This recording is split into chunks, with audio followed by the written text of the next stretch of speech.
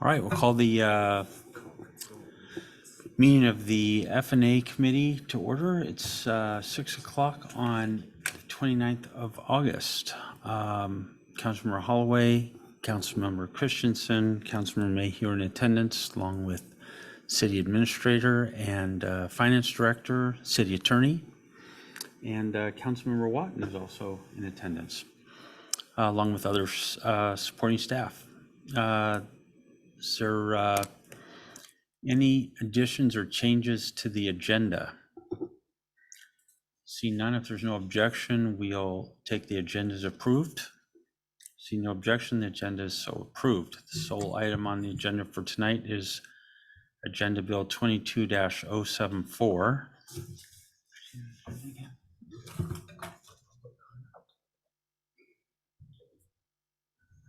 See no members of the public in attendance in the council chambers. I'll just look if there are any attending virtually. I will attempt to do that.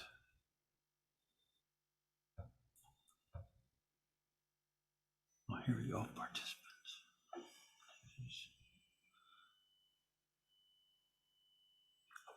Okay, it looks like there was one member of the public in attendance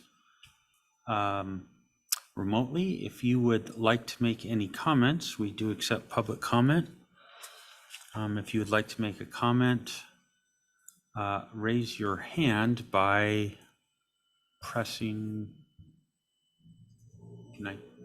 does anyone know what they press? Star 9. If you press star 9, then we'll see that your hand is raised and we can allow you to make comment.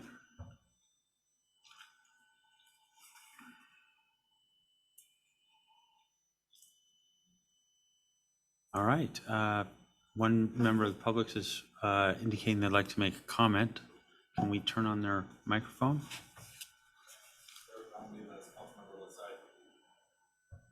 Sorry? I see. The hand is raised. Can we call on that? Or can we unmute that?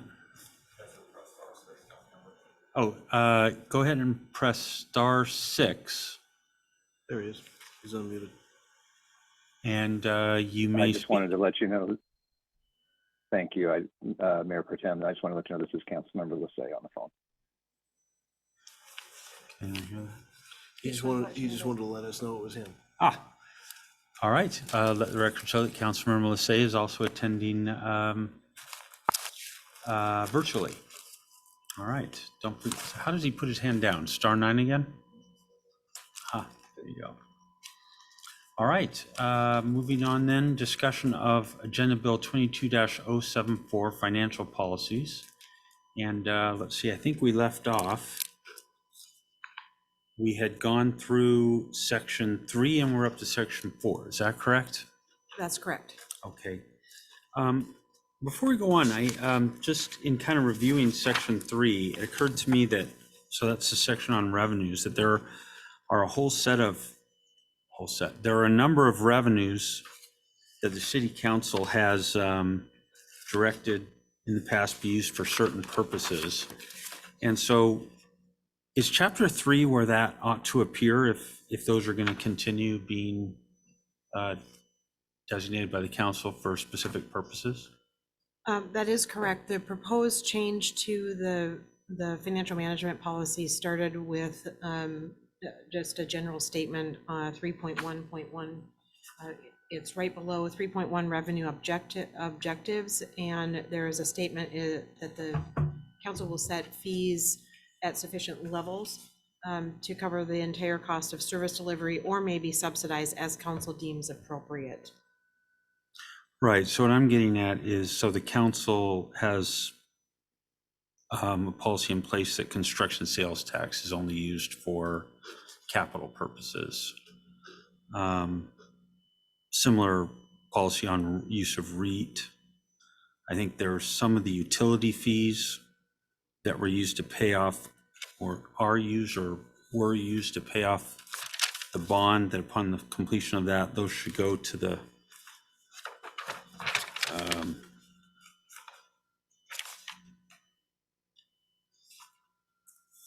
street resurfacing fund. There's policy on use of admin fees from the waste removal utility. So there's a number of these policies on different revenue streams and how they're used. And so it seems like those should be in this section. Is that right? There is in section 3.4, revenue distribution to non-general funds, sales tax being the major source of revenue, and then further that construction sales tax would be recorded within the capital fund as a capital fund source. All other sales tax revenue would be recorded within the general fund as a source. All right, so we got construction sales tax. So what about the others? Shouldn't we add those here as well? There was in the reserves section when we were discussing that, we could add those specific revenue sources to go to capital funds, but we had taken that out because it was determined that REIT was a source for capital funds, but we can add that into this section as well to specifically identify where those sources go to. Okay, committee members, if there's no objection, I think we want to have those added here, Yes. right? So the ones I'm aware of, I made a quick list, but I'll double check this and see if there are any others I know of. The ones I knew of, well, construction sales tax, which is already there. REIT, utility fees, the portion of utility fees that were being used or are being used to pay I guess it's the bond on this building, and I think some street works that were done at the end of that bond. They were to be used for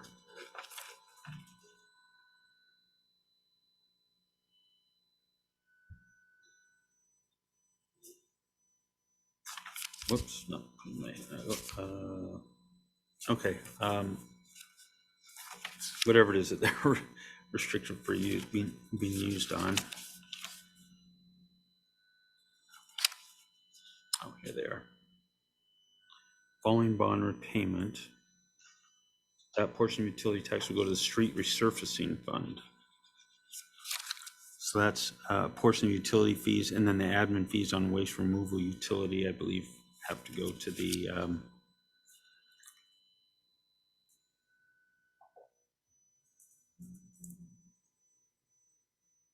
special street maintenance fund to offset the impact of garbage hauling trucks. Yeah. Do you have something for us on this? So I can try to hopefully provide some more detail to basically what you stated. So we've got a 2021 refunded LTGO bond that is paid, a portion of that is paid by REIT, but also utility fees. The one that you're often describing is utility tax. So there was an increase from 6 to 9% back in about like 2011 or so. I think ordinance 1135 is the appropriate number, although we'll have to double check that. In essence, once we paid off the city hall portion, which was last year, that money is dedicated towards really street resurfacing. So that was what was included in that ordinance. So that is something that we can incorporate into policies. In terms of the 12% solid waste admin fee, we had a discussion regarding what revenues would go towards capital and what would stay within operating. So we kind of parted the sea a little bit. So you had gas tax going over here. We had the solid waste admin fee going over here, but there hasn't never really been a specific policy regarding what to do with that. And that is something that we can also incorporate as a part of these policies too. In terms of REIT, Jen's absolutely right. They're pretty much restricted towards capital, although you can use $150,000 for maintenance type activities, which may be considered operating. It's part of the policy. We can make sure that that's kind of a clear distinction. And then we haven't really had a true policy. There hasn't been any sort of approval that council has done regarding this non-reoccurring sales tax, this construction one-time sales tax, but it's been the guidance and direction of the past councils basically to make sure that stays within capital itself. So hopefully that answers some of that. Yeah. All right, so if we could just add those into the policy, but then if you want to make if you feel that we should revisit any of those, then please tell us that. Say, okay, here's the ones we've got, but we think, can we have further? We think you should have further discussion about this one or that, whatever, and then let's have that discussion. All right, that sounds wonderful. Committee members, does that sound? Mhm. Yep, okay. Okay, super.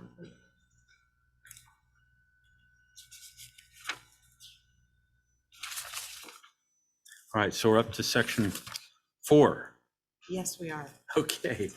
Um, let's see, I've forgotten in just those short 2 weeks or so how we were doing this. Were you taking us through this, or were we sort of diving in, or how? That seemed to work well. How are we doing that? Well, it's a combination, because we have been working on policy, and so I can provide a brief overview, and then we can dive into the proposed language. With regards to expenditures, this section, it's primarily focused on, and you could probably rename the section procurement, because it is primarily centered on purchasing, the efficient use, and there's some objectives in the proposed policy that talk about supporting Snoqualmie businesses, and that's certainly buying goods and services in town, obtaining supplies, equipment economically, and there is a proposed list of objectives for the administration to follow with regards to enhancing our service methods and effectiveness of delivery of services. So that is essentially what this section is for.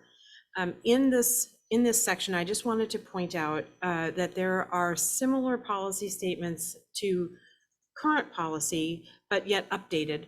And we attempted to make them they're clear and concise and consolidated into one section. The two sections that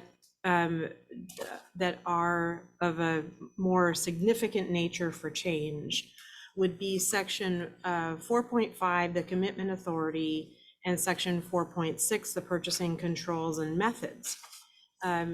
In section 4.5, what's proposed is, and you'll see a similar matrix that is in Snoqualmie Municipal Code 2.90, that the same matrix with regards to levels of authority, commitment authority. We are proposing a bump up to give the administration some more dollars, if you will, to, from an efficiency standpoint. We'd like to propose that change. You'll see the matrix does not change much other than those levels. With that, then, the other major change is a proposed purchasing and controls method, and that is to bring in a purchasing card program. Right now, code 2.70 is very restrictive, and from a procedure standpoint, talks about a credit card. This is something, and the limit is $2,000. So that, if you can imagine, creates some inefficiencies for purchasing. Nonetheless, we are to adhere to internal controls. We are to adhere to any of the state laws with regards to bidding and contracts and levels. And so we are asking that the council would consider shifting us to, and you'll see in the proposed policy, a commercial card program. It's used by most municipalities and very efficient, and the added benefit to that is a 1% rebate. And so that is albeit small source of revenue to offset, but nonetheless, a 1% rebate on our purchases for supplies, materials, perhaps some contractual, some professional agreements. A lot of vendors take credit card as a form of payment. If we use that purchasing card, we're going to get that rebate back, and we'd like to include that as a source of revenue in the upcoming biennial budget, and that is a benefit that comes out of a purchasing card or commercial card program. Definitely requires a lot of internal control, and authorized employees to purchase have some requirements, and there's a strict set of controls with regards to that kind of a card program. So that is essentially the major changes in this section. So can I ask you, I managed to almost write down what you wrote about the section 4.6, the current code. So I thought you mentioned municipal code section 2 point something. I missed the rest, but so in order to do what I think you're hoping that we would do here, do we also need to amend that code section, or does this automatically do that, or how does that work? Well, I'd ask city attorney for any kind of logistics for that, but the recommendation would be to repeal municipal code 2.7.0 because the council would be setting through policy the administration's approval to utilize that commercial card program. So that code would not be needed. So the notion would be if we pass this, simultaneously one or more other existing code sections would be repealed. We would do that as a sort of package deal. Yes. Uh-huh. Yes. In the exhibits in the agenda bill, there is a crosswalk of proposed policy to new policy. At the bottom of that, and let me pull up what exhibit that is. It is exhibit 4. Is that in the handouts that we were given today? It is not in this set of handouts. That's the red line version of where we were at. But in the agenda bill, exhibit 4 is that comparison. At the bottom of that is code that is believed to either be repealed or modified. Do you have a page number? That is page number 3 of that exhibit. Let me pull that up. No, but they're all one big PDF. It's my understanding that there are separate links for each of the exhibits. Is that not what? Depends on which link, sorry. Okay.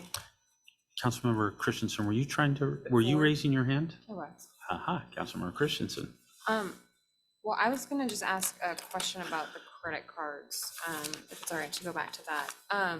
So to the extent that we end up doing the commercial credit card program, how would that impact then the information that we're getting as F&A for the warrants and then passing on to City Hall? Because I assume all of that information would just be in basically what we see when a personal credit card is used. So you just see who the vendor is, you wouldn't see what it's being used for.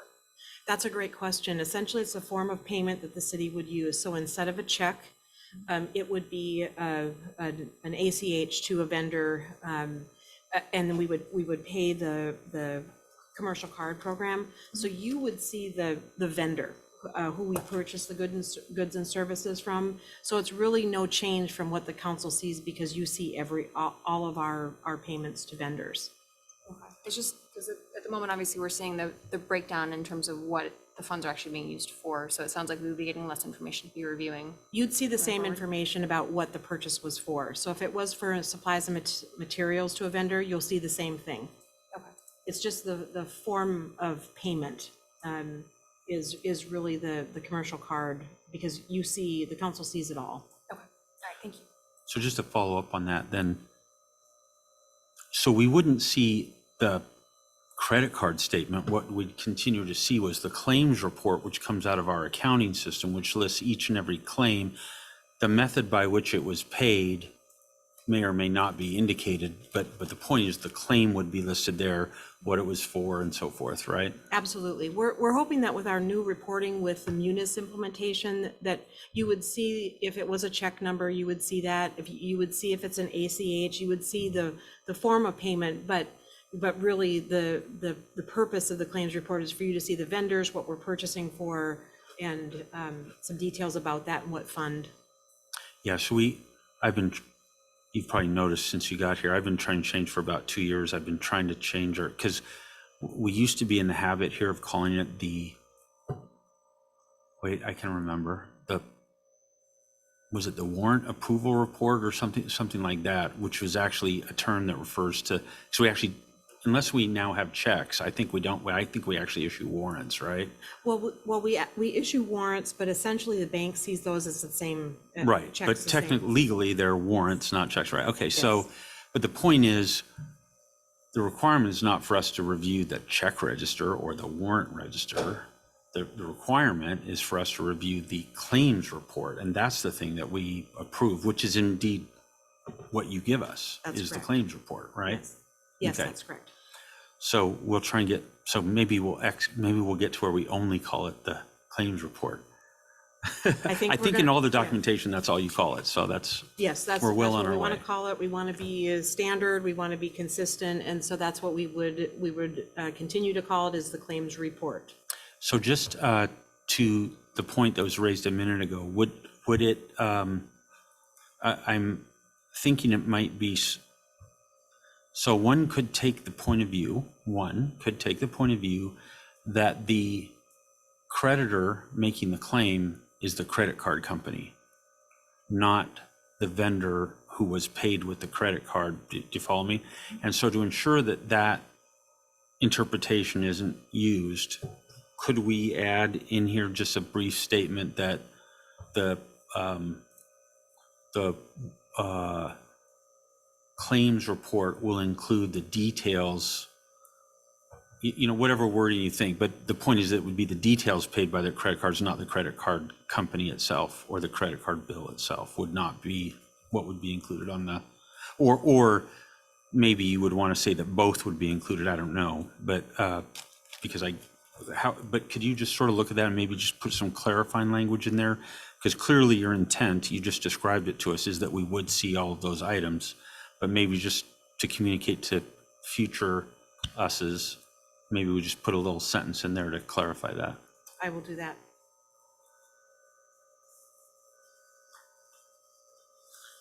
So it's just as long as we're on 4.6, if it's all right, I'll just kind of, then we'll double back to the Then we beginning. double Is that back, all right? okay. So what I want to ask is, my own thought on this is that I absolutely support this, but I also would like to see the council out of the business of like sort of specifying this. We don't have a section in here that tells you how to run the checkbook, right? Or excuse me, the warrant book. So I kind of don't like, I'd rather look to so the internal controls, the processes by which you manage cash disbursements are not something the council generally involves itself in right now. And I'd like to see us maintain that consistently across all your disbursement methods. So yes, perhaps we need to say something like, administration should have, or staff should have appropriate internal controls, some sort of broad statement like that. But if we don't already say something like that for the checkbook, then I don't need, like, if we don't need to say that, then let's not say it. But I'd rather see us delegate authority if that's required under state law, and then just leave it at that, with the expectation that really the council doesn't have to involve itself in the exact administration of your disbursement methods. How is it, anyone have a different view, committee members? So with that in mind, I wonder if 4.6 could be simplified to just give you whatever authority you need and then stay out of the rest. In one section that does refer to internal controls is section 10 on auditing, accounting, and internal control. And there is a 2-paragraph 10.1 on internal control that talks about. Covers it. Oh, it covers it. It's Okay. fantastic, All right. yeah. It's This is a very standard type of yes, delegation from a board to staff. yes. So I think that covers it. So therefore, my question is, unless under state law you need authority to do this, then I'd say don't have it at all. If you do need that authority, then just have us grant you the authority and be done with it. Like, keep it simple. I will look at that. A lot with regards to policy statements we want to see the council set guidelines on these topics. And so sometimes they appear repetitive, sometimes they appear procedural and administrative in nature, but we also want to show the world that the council does note that we want to be efficient with our resources, that these are the guidelines, and to give us the wherewithal in order to run the operations efficiently. All right, well, could you have a relook at 4.6? I think you could meet the objectives you just said. In other words, you're kind of calling out some things unique to this disbursement method. I'd say if you want to do something of the nature you said, why don't you do that broadly with respect to disbursements, but don't have us in the details here. Well, one of the reasons I'm kind of pushing on this is in, how shall I say this? In the past, we have had council members who misunderstood their role and seized on some of these kind of statements to believe that they were responsible for getting into more detail than, let's say, certainly the administration thought, and I'm pretty sure all the rest of the council thought. So I'd kind of like to remove these kind of things that could be misunderstood by folks. I mean, there's fine. We expect internal controls. We should say that.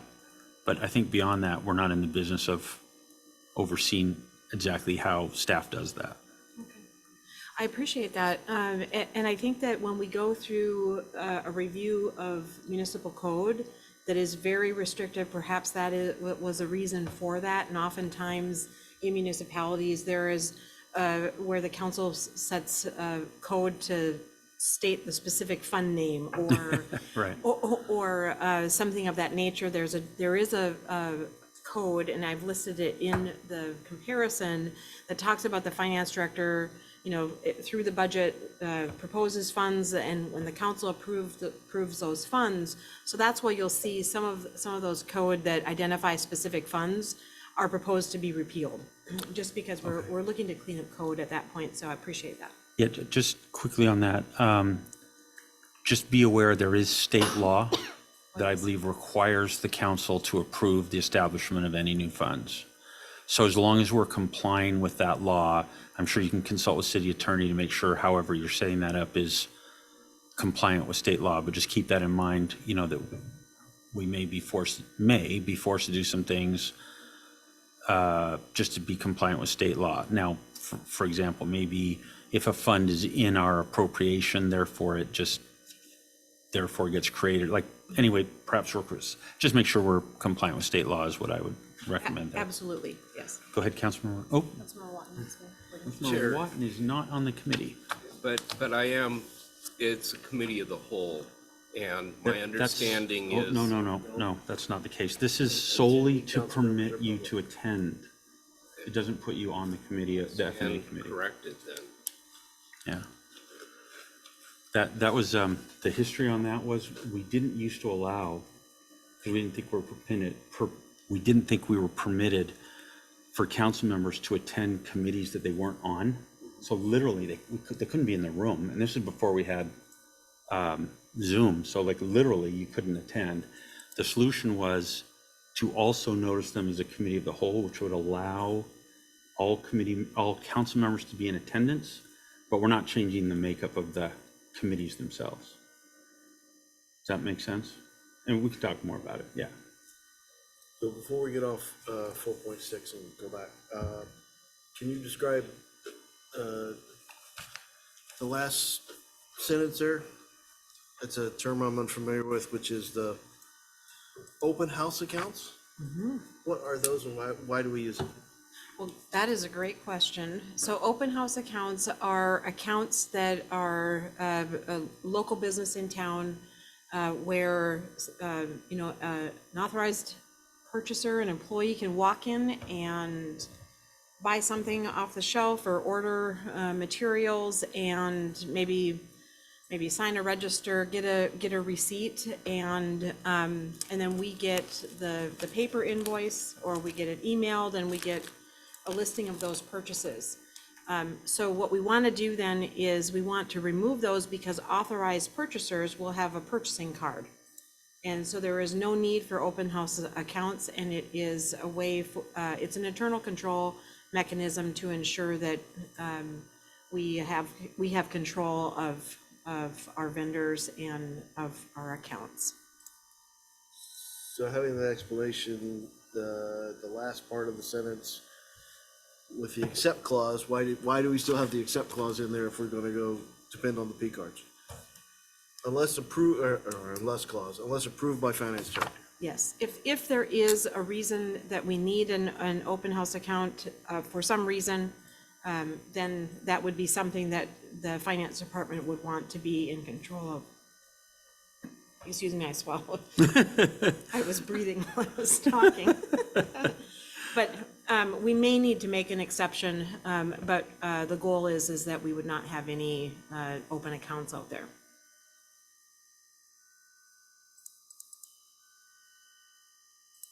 I'm debating in my head whether it's finance director or city administrator. How restrictive do you want to be on these accounts? If I could just suggest, the council saying, here's a policy, but someone on staff can change the policy, is actually the same as not having a policy. And so my point of view would be that this sentence should not, either there's a council policy, meaning if you want to change, you got to come back to council, or simply don't have it at all, simply let us delegate this, whether or not to have it, house accounts or what payment methods, you just let us delegate this to you. And then administration is going to set up, I presume, all kinds of policies that you expect staff to follow, but those are administrative policies ultimately under the authority of the mayor, and city council doesn't need to participate in that, I think. I am happy to take out more restrictive statements in policy. This proposed policy is, and like I've mentioned before, a balance of what, in my assessment, was more restrictive, and so happy to take it out. Yeah, then we can leave you to negotiate with city administrator what the ultimate policy is and which one of you is going to decide, but we leave it to you. Likely be his designee to oversee that. Well, you have to convince him. Is that consistent with your thinking? No, but it's correct thinking. There was meat thrown in front of me and I chewed on it. And it should have never been thrown in front of me. How you do your business is how you, administratively, how you do your business. I shouldn't, as a council member, get at that level of engagement. So take it out. Out. Thank you. Any other discussion on 4.6? So before we move up on that, then the committee debate's over. Councilmember Watt, would you like to make a comment on 4.6? We would love to hear any comments you may have. Thank you. I guess I'm kind of curious, is it the first paragraph of 4.6 or the second paragraph in general, each department, that is the area of consternation? So for what it's worth, my own point of view is I'm hopeful that I'm trying to hint that the entire section doesn't need to be here, in my view, unless administration needs us to delegate authority to do a card, in which case just ask us to do that and be done with it. Oh, My proposed changes would be is that first sentence would stay in is that the council supports purchase order system and or commercial card program, and leave it at that. Everything else would come out. if I may. Yeah, just go ahead and make comments.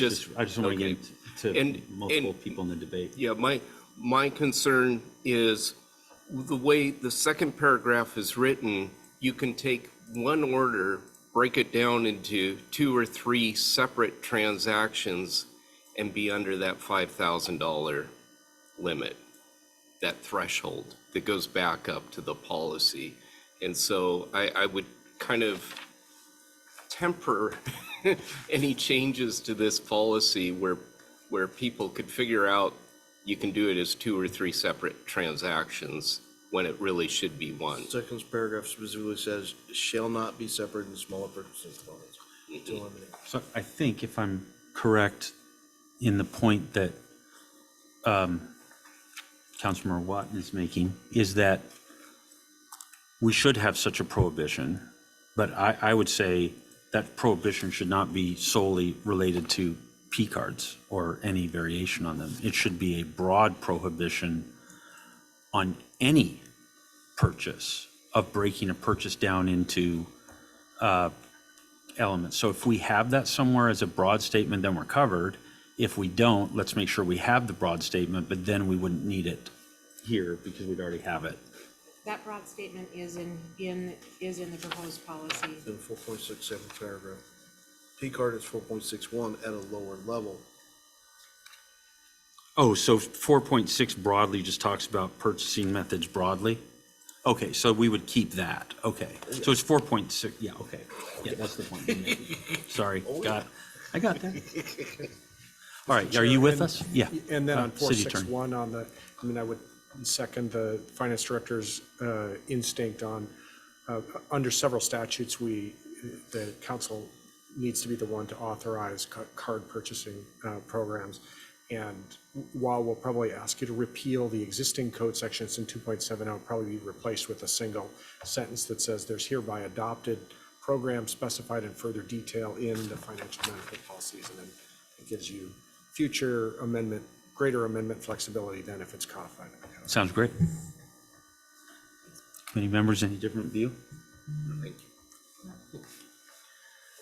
All right, so then let's bounce back. So actually, I just noticed you've made one other comment to us that I guess the current policy, or perhaps it's the current program, anyway, you've made reference to a $2,000 limit for use of the card. Is that something? So if we just give you authority to set up whatever kind of P card system, or however we should correctly define that, that would allow you to eliminate this 2K issue, and so you don't need anything further in that regard. Is that right? That's correct. Okay, got it. Yes, we would be required then to follow the purchasing and contract commitment thresholds. And so that's where the credit card, current credit card is very restrictive, and that's where the inefficiencies come in, so. Yeah, I don't think that we ever intended to have a lower limit than what's in that matrix, so that's consistent. Yeah. Okay, so section 4.0, you're saying let's rename it expenditures and procurement, or procurement and expenditure, something like that. Is that right? Yes, it's primarily centered around procurement, and so we could leave it called expenditures, or we could change it to procurement if the council so chooses. Well, I think we're open to hearing any specifics, so just maybe bring us back the next version to show us any change you want to make. It seems like you do have some expenditure things in there, so you might want to leave it as both, but I agree with you, putting procurement into the section title will help people quickly spot where those requirements are. All right, so 4.1, any comments or discussion on 4.1, committee members? Councilmember Holloway.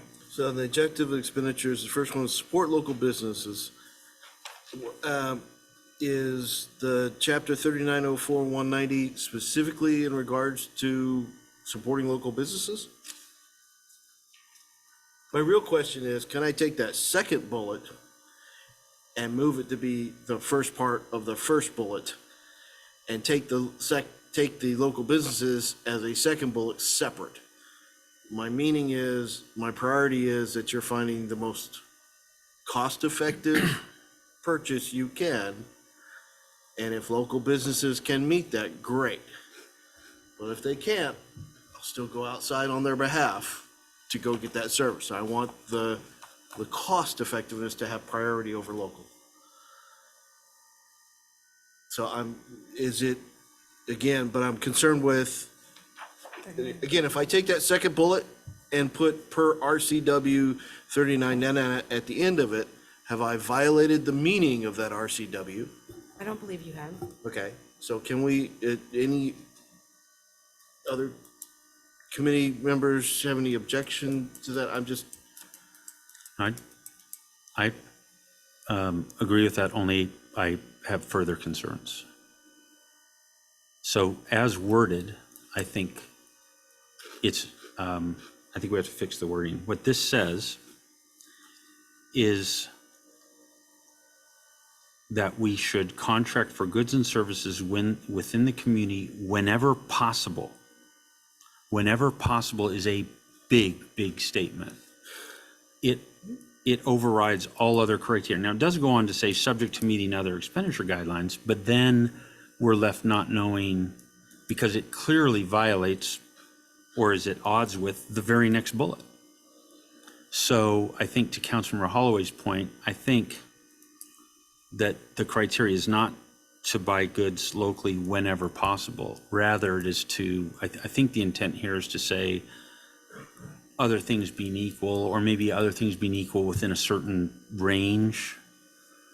They don't have to be the low bidder, perhaps, is what you're trying to say, but they can't be, 50% higher. Like, it's hard to know what this means, but as written, it says, it's a pretty big statement that says we should contract locally, like, pretty much, period. So that could cause much higher costs than if we were primarily focused on controlling costs. So I completely agree with Councilmember Holloway's thought, but I think you want to relook at these words, because I don't think you meant to say these particular words. I think you meant to say something like, other things being equal, prefer local businesses, or something of that nature. And so rather than try and specify the words, maybe ask you to rethink and revise that to what it is you're trying, because I don't think you mean what it says.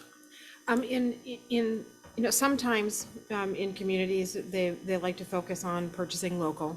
And so if this is something that you want changed, then we can do some wordsmithing to meet the council's expectations. So Councilmember Holloway, to your point, I think you liked the idea of favoring local businesses, but not if it violated the low cost point of view. I would put it as business efficiencies or service efficiency, such that I don't want you to go to Issaquah to buy a bolt. Go to the hardware store. Although the bolt may cost you a little more here, the employee time to go do that will offset that benefit. Same thing with food services. Just because a cold food from Issaquah is not that great, you ought to source that locally. So again, where business efficiency and service efficiency would be best served, shop local. So probably not whenever possible, but some other variation on the words to express what you mean. City Attorney, yes. Thank you, Mr. Chair. So I believe the whenever possible verbiage comes directly from the statute, from 3904-190, that allows municipalities to set up a purchase contract process, and it sort of provides some baseline requirements for having a procedure for securing quotations from at least 3 different vendors whenever possible, to assure that a competitive price is established and for awarding to the lowest responsible bidder. But the preceding section says, and you can include other matters related to the awarding of contracts. And so I think it's that flexibility in the statute that this policy was trying to capture, and the whenever possible, although maybe looser language than the council would typically use in a policy of its own, is some flexibility that comes from the statute. But if you want to. So these are great comments, although I would point out, saying that you should get 3 competitive bids whenever possible is not the same as saying you should buy local whenever possible. Those are 2 kind of different concepts. Correct, but the statute also says you can include, the statute gives you this basic process, and you can include other matters in your process for awarding contracts. Yeah, so I think that's what we're Other asking. matters is Yeah. the- So maybe try and, as city attorney's advising, try and work that language a little bit to, I'm mindful of individuals who may choose to interpret something. I think we just need to be mindful that people can interpret these legitimately in different ways. So let's try and remove that possibility that it is sort of used in a manner we don't intend here. I can collaborate with the finance director on tweaking of the policy. Key point is, I think, Councilmember Christensen, I wasn't looking at you when I heard Councilmember Holloway, but so let me know if you don't agree with this, but I was very much in agreement with Councilmember Holloway's point that paying a little bit more locally, if that made sense because of the time or, just the urgency, or there are various criteria where we'd love to see you buy local, even if it's not the lowest price. So we don't mean to be saying that. Is that Yeah, that's fine with me, in terms of time, quality, any of those aspects. It's my personal preference, obviously, to shop local anyways. Yeah. But not if it's gonna cost 5 times more. Yeah, so we like shop local, but put some maybe a little different parameters around it. Okay. So the third bullet, I don't think is our policy. I don't think that's our council policy. I think it's better worded than our council policy. I think we say something north of average, but this kind of implies that competitive package with other sector employees sufficient to attract and retain employees. So that says, just a skosh better than average to bring them in. So can I ask so one of the things, as you know, I write financial policies as a significant part of my work life. One of the things I generally try to avoid is unnecessary statements and policies, because they can come back to bite you, but they don't necessarily provide. So I guess my question is, by including this here, I'm not sure what we accomplish, but I am mindful that someone could then use it in some manner against us, so to speak, to say, oh, you can't do a thing that you're wanting to do because your policy says you won't do that thing. So for example, what if council was to decide circumstances are such that we want to pay above the average? We want to intentionally pay for some job or some job category 70% of, like, I'd hate to see this then sort of been brought up to say, well, you can't do that because your policy says you won't do that. And granted, we can change our policy. It just makes it another step along the way. So I'm not sure what that, I guess that's my question, is why include this? How does that help us versus potentially it could tie our hands later? Well, in that statement, it doesn't specifically say that we're going to, meet the market at a certain percentage. In the policy then, because that is an objective or a general statement, because personnel expenditures are part of what we purchase. In 4.8 of the section, this is where it expands on that. And this section, again, does not set a threshold. There are some communities that that have a vacancy rate here, but that has not been proposed in this case. But nonetheless, is that the council identifies that one of the larger expenditures of the budget is for compensation, and that we will establish salary ranges, performance evaluations, and total compensation as a basis for all planning and for bargaining. So it has just some very broad general statements with regards to personnel expenditures. The objective in the top portion is just to set the stage, is that we will want to be competitive. So let me ask, I love section 4.8 for what it's worth. Is there really a need to have this introductory? Can we maybe just take that out and let 4.8 speak for itself? We can certainly do that. The objectives sections are just meant to kind of generally, if someone wants to know where the council is at with regards to a broad range of policy statements, someone could go there. However, they definitely could go directly to the individual sections. So we can take out that specific objective. Any different thoughts, committee members? Yeah, but it. All right, I guess my only issue, the 4.8 doesn't address the just north of average at all. Is that a council policy or not, or? So that is, I think, a really important question we should ask. Is that, or is that not a council policy? I think, meaning, is it something we decide each budget, or is it really a policy that we want to follow? I don't know which it is. Do you have a point of view? Well, the only one, I mean, if anything, I would soften the one up front. I mean, if you want to take it back to section 8, where revenues and budgets allow. If we get into hard times, we may not be north of average anymore, okay? I don't think we're there, we haven't been there, but, we're setting policies for longer than we're gonna be here. Right. So my sense of section 4.8, and so maybe you guys are reading it differently and I need to adjust to your thinking.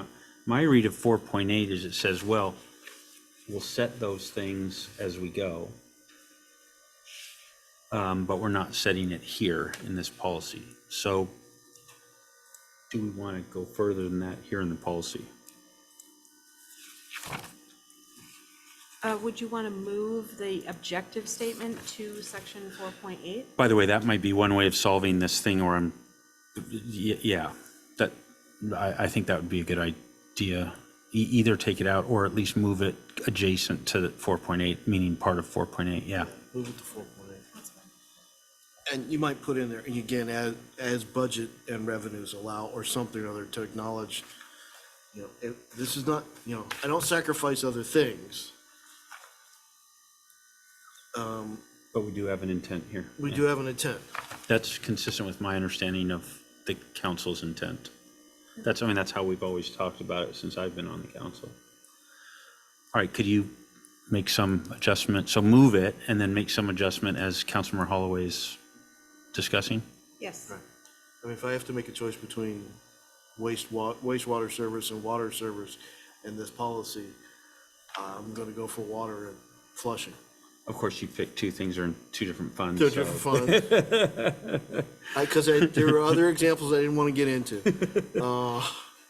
That would actually never be a trade-off, those two things. But any other discussion then on 4.8 or 4.1, committee members? Do you really, all right, whatever. Last bullet, I don't need to tell you to obey the law, do I? It kind of seems redundant. But if you want it there, have it there. I'm not gonna object. None of us are going to vote to take it out because that would be a weird vote. But if you were to take it out, we wouldn't object. I just want to be thorough. Never mind, clear. I just want to No, be. if you think it should be there, then leave it there. Well, I think like it indicated is that, policy is, there's a good reason for the council to reiterate again, that yes. we are to follow all the laws, so, Okay. yeah. All right. Any other debate on or discussion committee members on 4.1 or 4.8? No. Councilmember Watton, did you have any comments for us for either of those sections? Thank you. I would concur with Councilmember Holloway in strengthening 4.8. I think that one of the things that may be included in that is the cycle of doing salary reviews, and not particularly meaning that everybody gets an automatic increase, but to ensure that on a biennial basis, we're going out and doing a salary survey of those jobs of similar size governments, so that we know what those benchmarks are. And I think that would help strengthen exactly what this is intended to do. So let's have a little discussion about that, because that, Councilmember Holloway, that's been something you and I have been very focused on for years, you more years than me, but it seems that that's been a sort of inconsistent practice of how often we go out and do those salary surveys. And it seems to me, in the short time I've been on the council, that seems to be driven by sort of economic circumstances. There seem to be periods where there isn't sort of like a feeling that there's a need to go revisit it, but then there's periods like now when we probably feel a great need to do that. So one thing to keep in mind is if we set the policy here and then a future council forgets to follow the policy, we've put them in an awkward position of having violated their own policy. So I sort of am reluctant for that reason to do it, but I could easily be talked into putting something in here requiring it to be done at least, I would say it should be the language like at least X often, at least once every 20 years, but Well, we tend to do it as we get the contract time. It tends to In be, the interim years, your contract fixed, don't need it. don't need it. And I would fall back, I mean, we should not enter into a contract discussion without a salary assessment. Do you want to make a policy like that? That would be a good policy to have, that, how would you phrase, somewhere in 4.8, that when we're getting into determining compensation levels, that should be predicated by having a salary survey in place. So historically, and city attorney, correct me if I'm wrong, historically, I think we have staggered our 3 union contracts such that they did not usually come due in the same year. So therefore, and I believe they were typically either 3 or 4-year contracts, somewhere in that Somewhat random. range. I think it varied. It varied over time, sometimes 2 years, sometimes 3. Okay. So the point is, if they're staggered, and if they're, say, 3 years, you understand you actually just made a policy that says you have to do it every year. No, because you would do different, you would do fire Oh. 1 year, police 1 year, Have we ever Teamster 1 year. done that? I think we've always just done full. Haven't we done them all full because we were always trying to get at the exempt stuff? I know we did the M&P, we did that as a unique thing on the M&P. We're currently doing a class and compensation study that covers MNP and Teamsters. Okay, so picking and choosing employee groups is a typical practice. Okay, Practical matter, we're 2 years away from our police contract and 3 years away from our fire contract. Yeah, so why Right. doing it? and then we're going to be discussing with our Teamsters probably this year again, right? Probably next month. Yeah. So I'm glad to hear that you have plenty of extra time on your hands. All right, so then do you want a policy like that? Yes, I mean, as we get into discussions of changes of compensation packages. Those should be compensation supported by, benefits, those should be supported by competitive analysis of salaries and benefits by comparable cities. Councilmember. You could phrase it better than I did, but you get the idea. Yeah, we'll let you guys come up with some wording, but that's the concept we're looking for. Councilmember Christensen, any different thought? No, I agree. It's important to have those facts at the outset or at the very beginning of negotiations to know what you are competing against and where the lines are going to be drawn. It's interesting, don't we, as part of union negotiations, gather that sort of information anyway, but not necessarily? We gather, they gather, we all talk whose dog looks better. Yes, but we don't usually share, we don't show ours because they're not showing theirs, right? I'm not that deep in the negotiations. Is that maybe city attorney or city administrator, could you kind of like, so if we make this a policy, which means it's now public, are we now disadvantaging you in any way because we've done that publicly? So in the negotiations, do you prefer to have the information you've gathered as opposed to something that the city council drove? Are you speaking of particular jurisdictions and salary information? Well, whatever would go into, so when you do your union negotiations, you'll have a set of information that you're using as the basis for the city's negotiating position. And so you presumably you pick jurisdictions you think are comparable, you get salary information, you get total compensation information.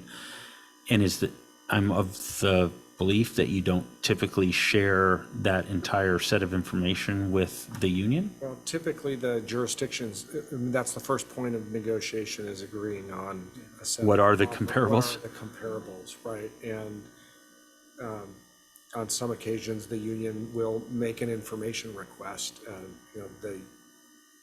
We're in a position typically of turning over more information perhaps than the union would too. Because they can get at that in regardless. Yeah. Okay, so then do we disadvantage you in any way? So if we say, hey, we want that salary survey done and obviously reported to the council, that would assume that that process is going to pick the comparables, right? Because otherwise the contractor that's doing that study for us doesn't, I mean, that's part of them doing the study is figuring out what comps they're going to use. Typically, the comps vary from the different employee groups, and then if the city's doing a survey, it may include unionized and non-unionized positions, and so there may be a whole range. So we wouldn't be, I think what it's I'm hard trying to specify, sitting here today, yeah. what might be in a study 2 years from now or 4 years from now. Well, what I'm trying to avoid is unintended consequences. So I'm just trying to get at, by putting a policy like this in place, do you foresee at this point that that would in any way interfere with your ability to do the union negotiations, which you're required to do? Or do you see this as not incompatible and we shouldn't worry? I think it might be a better closed session conversation. Just in general, it's hard. I think it's hard to say one way or the other, and the city administrator may have a take on this too. Yeah, if I were to give you a straight answer, it would be the city attorney line of it depends. Okay. And that usually means executive session materials. Okay, so why don't we ask you to do this? First off, it's already less than 24 hours to our next meeting. City Attorney, when we've noticed, it's a committee meeting. When we're having a committee meeting, can we add an executive session, or does that have to be noticed? No, We it does can. not have to be noticed. Okay. Right. And in this context, if we're talking about collective bargaining strategies, information, proposals, et cetera, that'd be a closed session, similar to slightly different subsection to the closed session that's applicable for quasi-judicial land use Okay. decisions. Super. So can we leave this topic with you? I think you've heard our intention here, and then maybe work with the words that you would feel comfortable proposing to us. And then perhaps when you come back with that, if need be, we can have a closed session to just kind of go through that and understand what you're recommending. Would that be all right, Councilor Holloway? Councilor Christensen? Okay, so we leave that topic with you. All right, let's go back to 4.2.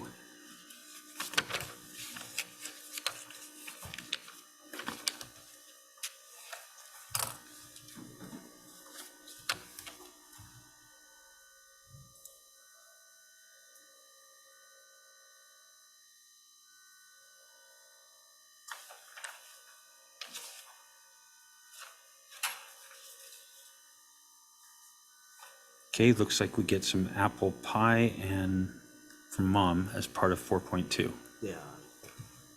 Okay, any comments, committee members, on 4.2? Any other comments on 4.2? 4.3, purchasing standards.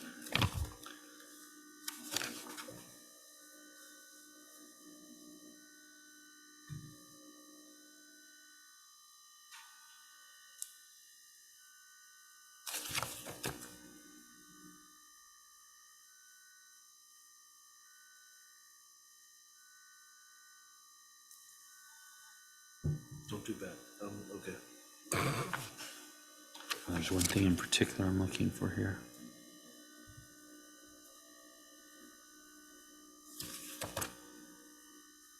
So I wonder if as part of 4.2,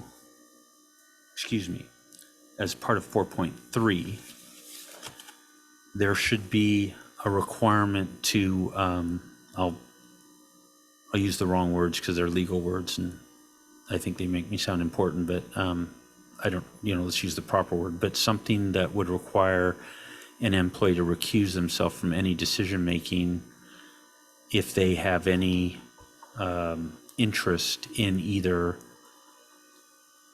and then appropriately just define interest.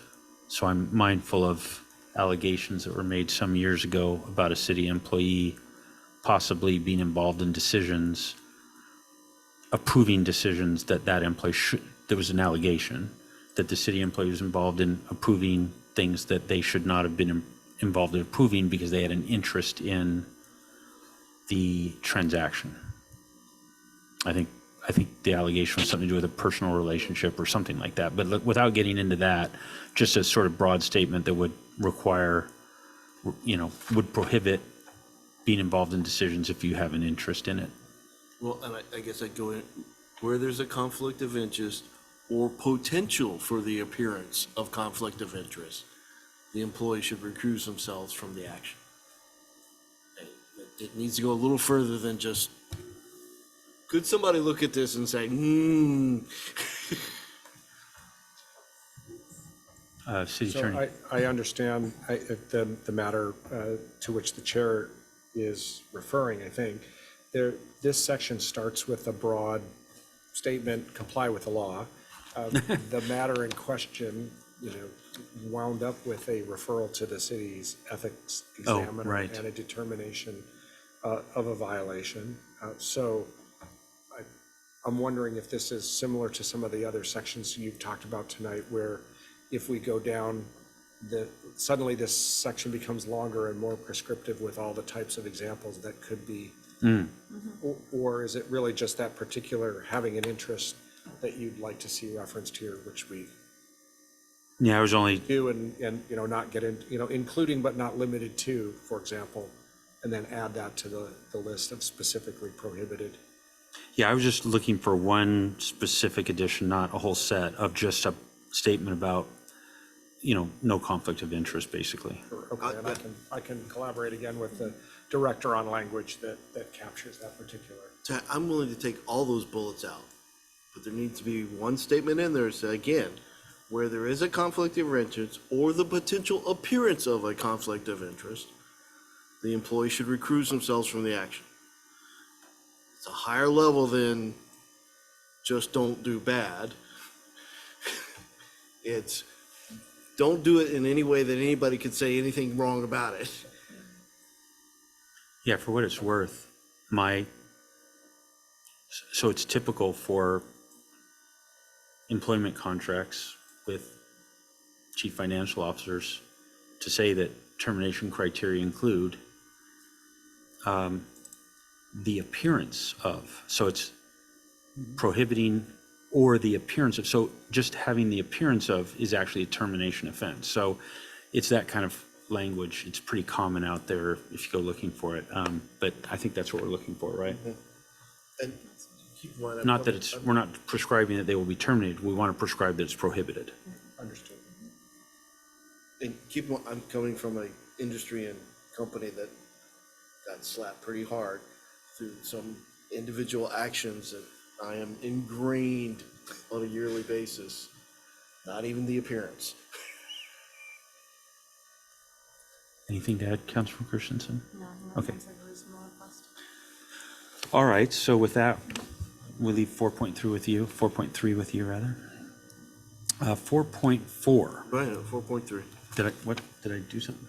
What did I miss? I think we just did 4.3. This numbering is just, yes, go on. It's a crazy numbering system, but what they do is like 5 comes after 4 and 4 comes after 3. I know, but the printout doesn't match up with what's in the agenda bill, and it gets Confusing, yes. confusing. Okay, 4.4.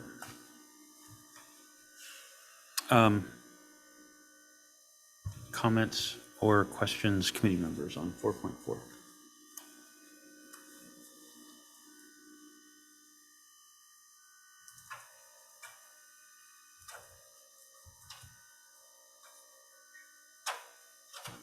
Okay, well, I had a couple, so you can think Okay, while I'm go ahead, popping maybe those out. you Okay. catch the one I did. The first sentence, I'm wondering if you want the council making that statement, or if you want to leave that to the city administrators, mayor, if you want to leave that to administration to make such determination. I mean, I know we have some specifics in the purchasing matrix, but beyond the purchasing matrix, I wonder if you wouldn't prefer we leave that to you. All right, we'll modify that statement to reflect that the administration determines. Failure to fall for performers on disciplinary loss of person. So again, so then the second sentence, I'd ask the same, do you need that from the council, or could that just be an administrative policy? You don't need us to weigh in. So whichever way you want to go. Okay, thank you.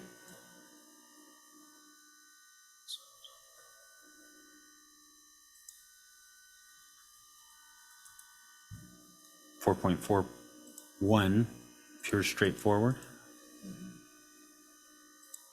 Okay. 4.42, this is great. I think we cleaned this up not too long ago, so this is great. The one thing I'm concerned about is it doesn't specify what happens when the auditing officer is, for example, on vacation or, you know, incapacitated. It doesn't allow for a delegation, and I believe that there has been the need in the past for a delegation, and there was no actual express authority providing for that. I would recommend then after the finance director or designee is designated, we'll wordsmith that to include that there is someone other than the finance director to serve in the auditing officer role. Yeah, so I think the one thing I'd say on that is this is the council specifying who this is. So I don't, could maybe be talked into it, but my initial reaction is I don't like saying, we'll say it's the finance director, or the finance director can just say anybody. I don't like that. I think we should say who, or be more restrictive anyway. So maybe tell us how you guys would envision needing that to work. If we could just name someone, great. If not, I'm uncomfortable with just sort of being wide open. Now, but maybe if it's requires you and the city administrator or something, like just something that is a little more, less open than just or designee, because that could be anyone. Well, and that could be a permanent delegation, which is not what. Which is not what we mean. So yeah, it should probably say temporarily or for temporary periods, so something, so maybe think that through. All right, will do.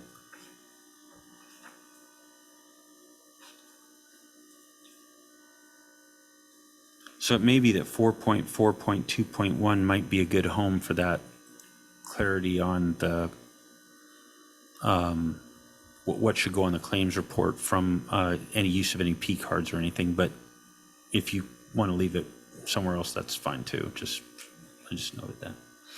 I will point out that it is correctly called a claims report, not a warrant report. All right, any other comments on 4.4? 4.421. The claims report is informational. It is technically informational because the city pays vendors on a weekly basis, and there is then our practice, if the council then, and it is in the claims report, the cover letter that talks about the informational nature of the claims report, and should there be something that the council does not approve, then it is the administration's responsibility to go back and collect those funds. Labeling it informational implies that it is a lecture as opposed to a discussion. Claims report is not a lecture. It's not just blank transmittal of information to the FNA and council, and that's in. It is the FNA committee must chew on that, make recommendations to council, and we must approve it. So, and this may be an industry bias on my part, but informational means non-actionable. And that is really not what this is. We can change the term. Primary. I'd recommend you just take those words Take out. those words out. There, it gets confusing. I will go a step further and suggest that it's actually required by law that you provide it, not informational. It's required by law to be provided to the council for our action. Forget FNA. Under state law, when we have the method by which we delegate authority to pay in advance, by state law, you must give that to us within 30 days, and we must have the chance to disapprove components or whatever. So I think you solve all of that by getting that Those words are out. informational. Yeah. By the way, you might want to look at the claims report. If that says similar words, you might want to get those words out of that as well. review that. As a side point, one of two things is true. One is you don't need my signature on those, or you do, in which case I owe you a bunch of signatures and we should circle up on that and we should get that closed out. So figure out which point of view you have and then let's resolve that, because I know I haven't signed any for a while. We'll take a look at that, but in my point of view, I don't believe that the signature is required because the F&A committee looks at it, the council then is the final authorization. Yeah, that's my point of view as well, but whichever way you want to go, just either revise that or let me know that you need some signatures. All right, thank you.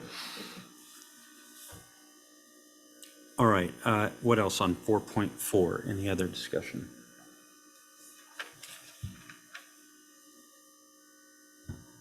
City Attorney, I'm just curious, I believe we have a code section in the municipal code, but maybe I'm wrong, talking about this process in a little more length.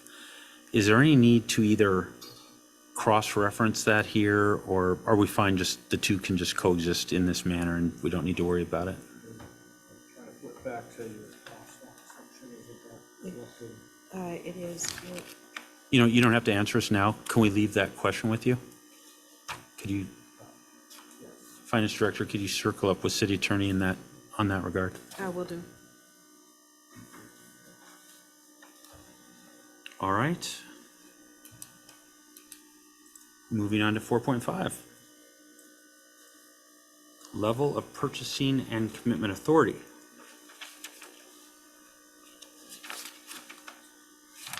All right.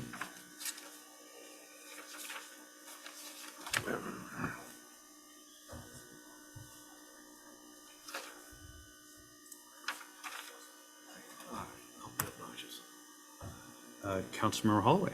All right, so when we did the purchasing matrix, we said we would put it in place and we would reconsider as the machine got up and running smoothly. In the meantime, we've replaced the machine, the floor it was on, the walls that contained it.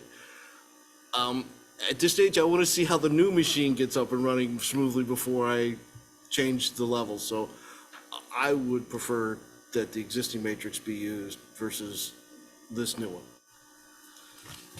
This is the same matrix, You've updated some of the levels? just the levels. Yes, that's correct. No, I am not in favor of that at this stage. I would just add that I am also not in favor at this stage, but a year from now, I would be very open to that discussion, but for the very same reasons that Councilmember Holloway said, I'm not in favor of making a change today unless there was like one in particular that was especially a problem. I'd be open to that discussion, but as a general rule, I'd like to see them stay in place for the next year till we have our new finance director, city administrator, everyone's sort of comfortable doing this, and then we can talk about how do we help, by, because I think what you're trying to do is improve efficiency, right? That's correct. Yeah. I'd be open to that maybe a year from now, but Oh, absolutely. I want to say yes, okay? I have indications, though, there's in part a cultural change underneath this. I have indications that cultural change has not taken full root. So a year from now, I'd love to see that cultural change is in place, and I don't have to worry, and let's make the change. Councilor Christensen, do you have any particular thoughts on this? No, that's fine. Now, I think that would be the view then of at least a majority of this committee. However, if you guys want to take that forward to the full council, I think that's fine. Just know that that particular recommendation would not have this committee would be recommending against that particular item. But if you want to put it in front of the council, then that's okay. That's your, tell us what you want to do. Just let us know. Well, as you're aware, once we're through the proposed financial management policy, the council's going to get a full red line version, And that certainly would perhaps be a topic of discussion about those levels at the full council level. So we'll include the F&A's committee recommendation to keep the same levels, but nonetheless, that discussion. It's perfectly appropriate to go forward to the full council, would be my point of view. Is there any disagreement with that? I have no argument. Yeah, so I think just let's handle it in the manner you just outlined, Finance Director. Okay, Any different thought? I have no other thoughts. Okay, okay. All right, so back to just the lead-in language.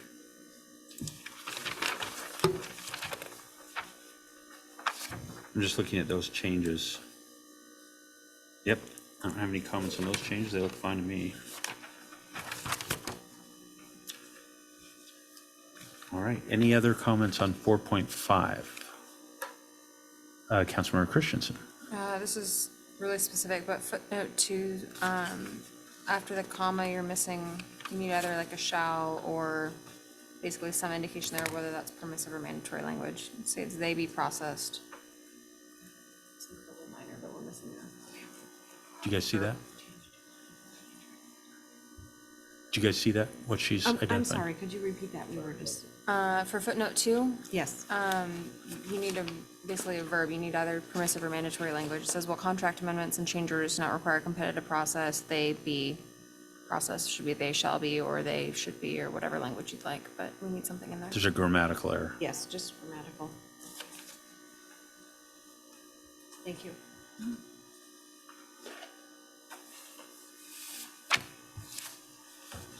Prior approval.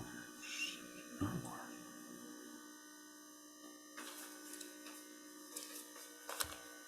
Okay.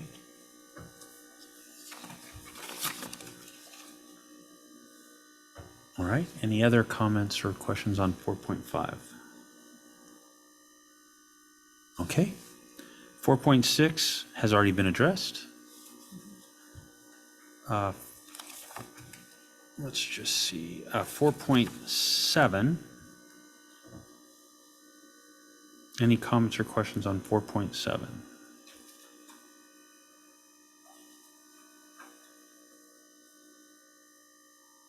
Is the sentence that's being struck there just being struck because it's unnecessary? It doesn't change, striking that sentence doesn't change anything, does it? No, it doesn't. In my opinion, and in previous conversations, we were recommended to take out any references to financial procedures. There is a blanket statement at the beginning of policy that talks about procedures, but that's it. Okay. Any other questions or comments on 4.7? All right, let's move on. Wait, sole source, favorable market. Yeah. Emergency procedures.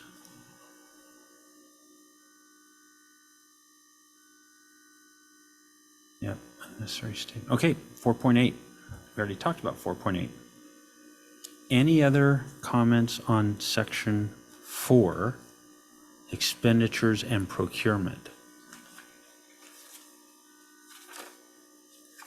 All right, if not, then let's take a 5-minute recess. We've been here for about an hour and a half. Maybe just take a 5-minute recess and then we'll reconvene and start into 5.0. So at 7:30, we'll reconvene. If there's no objection, we're on recess. See no objection, we're on recess till 7:30.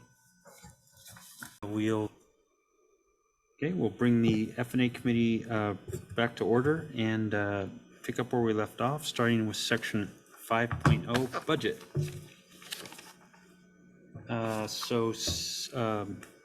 Finance Director, did you want to give us kind of an overview of section 5.0? Yes, I can do that. So 5.0 You just get a little closer, right? Oh, Yeah. yep.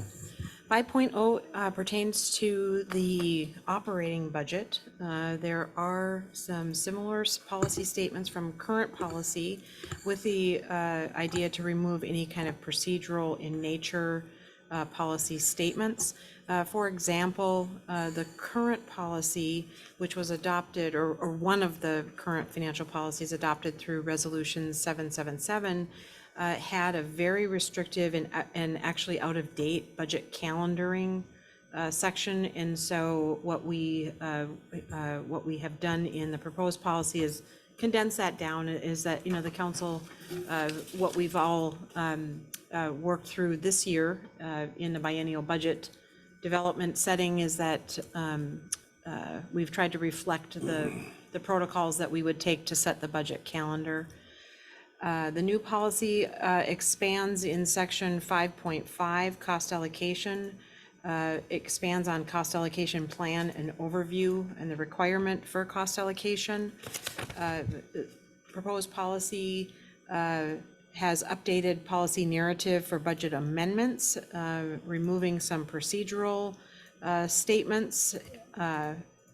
And then for sections 5.7, 5.8, and 5.9, again, updating some objectives, priority statements, removing procedure. And then, of course, we did want to reflect in in the budget reporting that current policy identifies budget monitoring and specifically memorializes quarterly financial performance report. So that is just a very high-level overview of the budget section.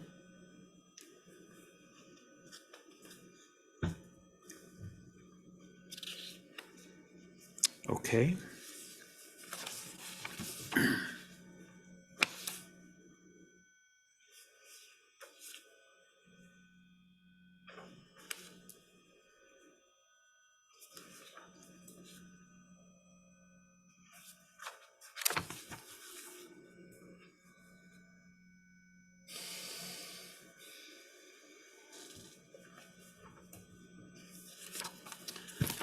All right.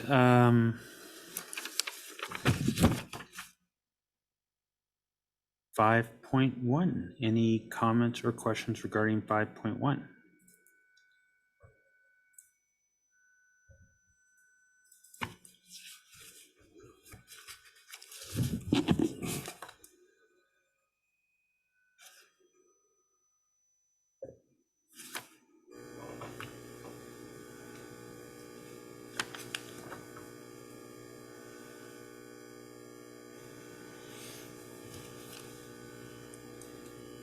So I have a question about, let's move on to 5.2.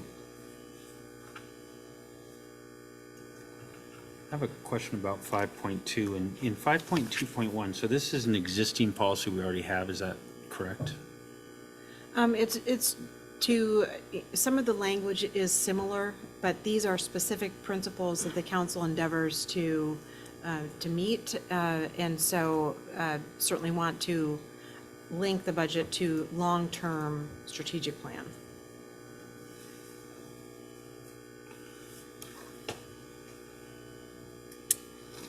So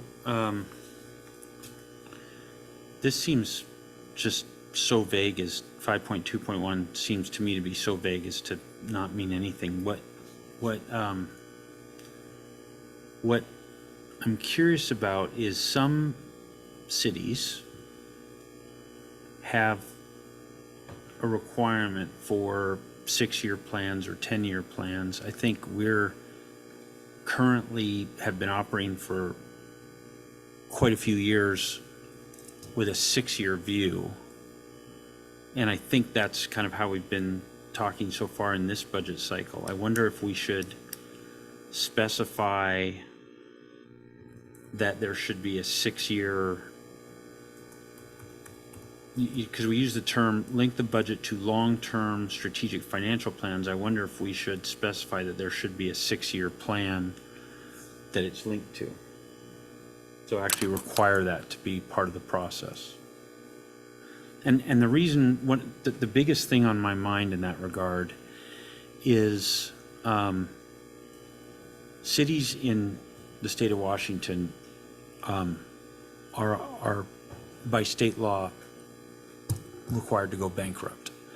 And the reason I make sort of the inflammatory statement like that is because they limit our ability to raise property taxes, which in a city like ours is the largest source of revenue, without going to the voters. So, fine, that's the limitation. going to the voters is something that takes a long time to do. You've got to set up pro and con committees, you've got deadlines, et cetera, et cetera. So in order to solve revenue side problems, if that's how a city council wants to solve their budget problem, they need a long time frame, and a 2-year cycle, I'm worried, isn't enough. And so we've got to help by policy, help council see those kind of problems coming so they can get ahead of them and include those in their options that they're considering. One possibility would be to take section 9.0, long-term financial planning, and combine it with the budget section. It's on page 25 of 29 of the proposed policy.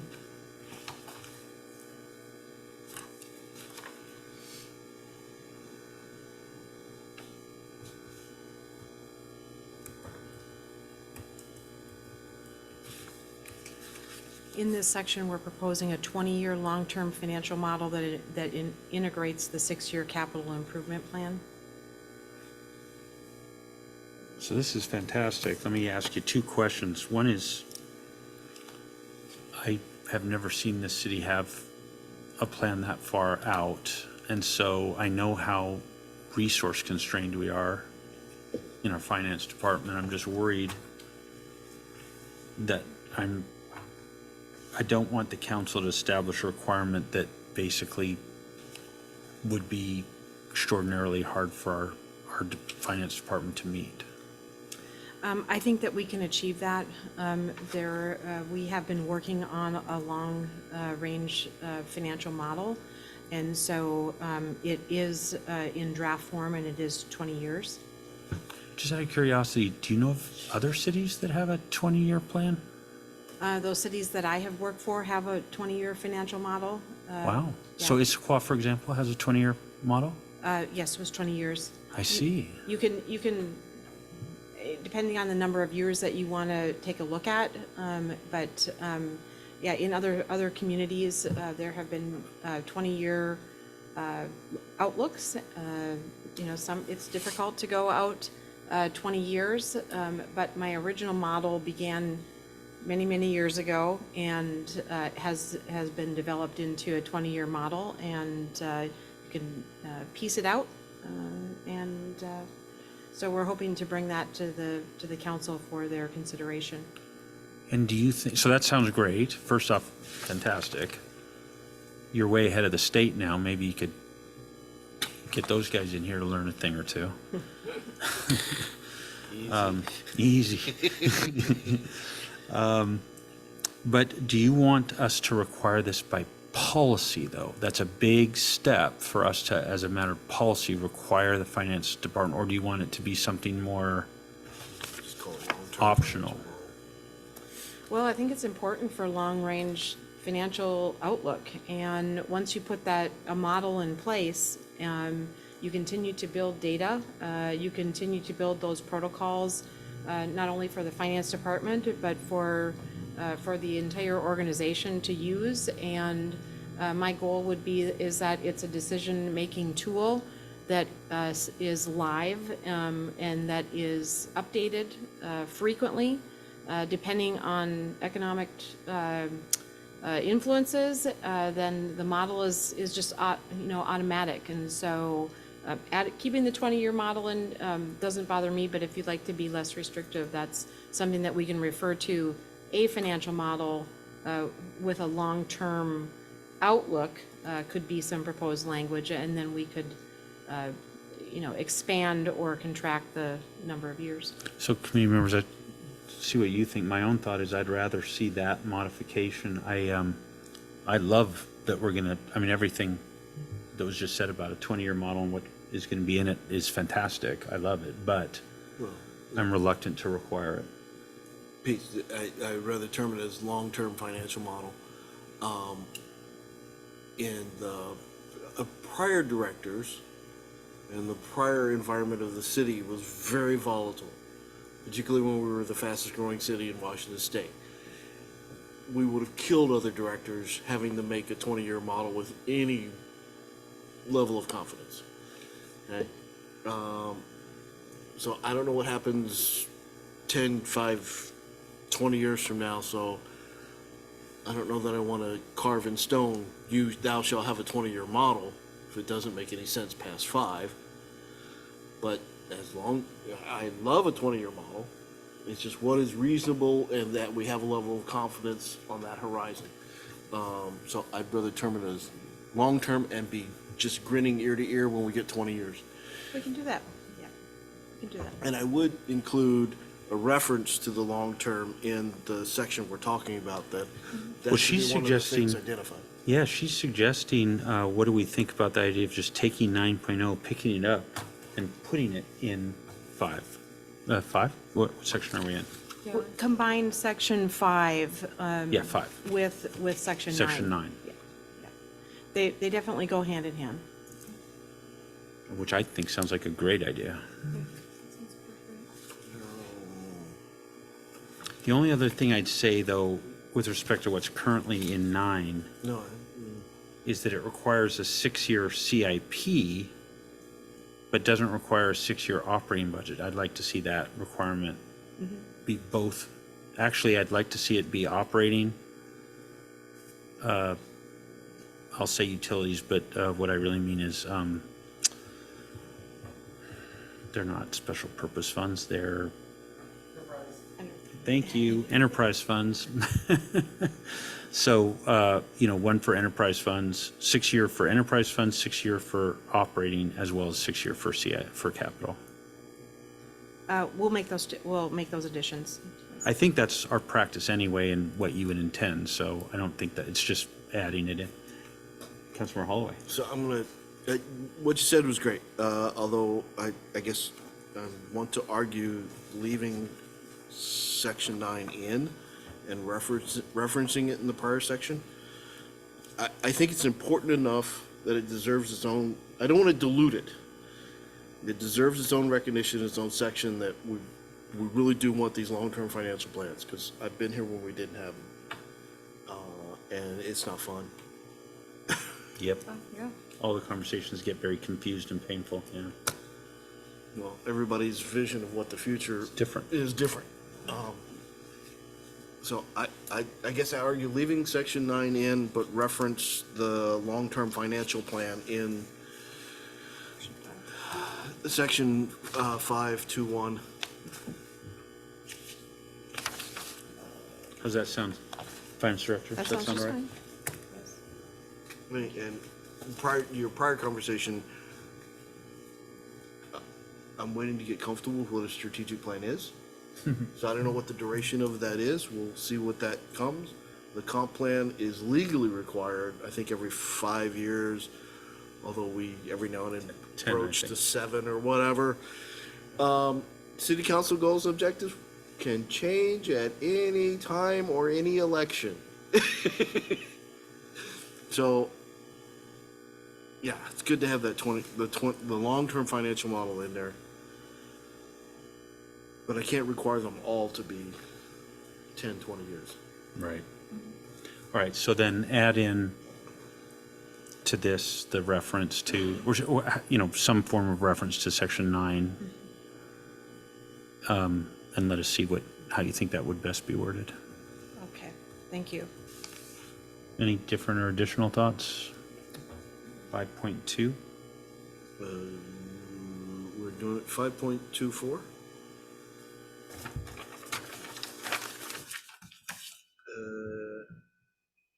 Unless there's an explicit decision to lower the quality of existing service in favor, is that of? Or is it really meant to be an or?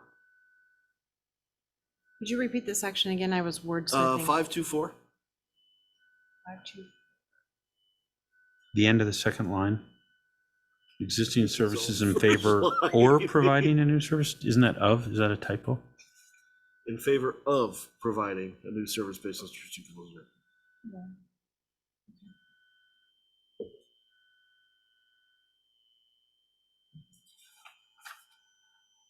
And then, So, go ahead.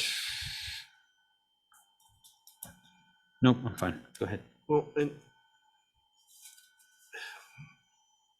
is, having said that, is 524 really required when you have 523 that says you will prioritize your programs and services?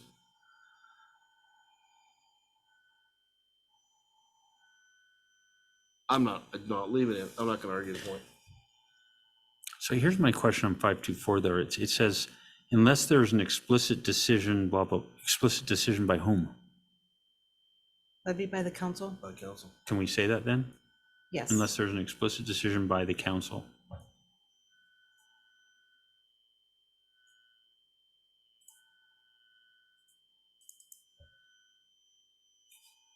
Well, that's not right.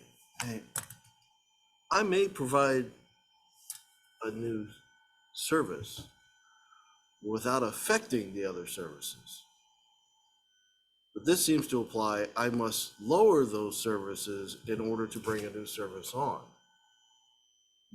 And No, it's the other way around. The city will ensure that it maintains the quality of existing yeah, keep going. core services, I don't know what a core service is, before it adds new services. Right. But keep going. A new Unless service there's a decision to lower the quality. yeah, unless there's a decision to lower the quality. May not need to have a decision to lower quality or service. If I've got budget to keep my essential services at the same level and add a new service.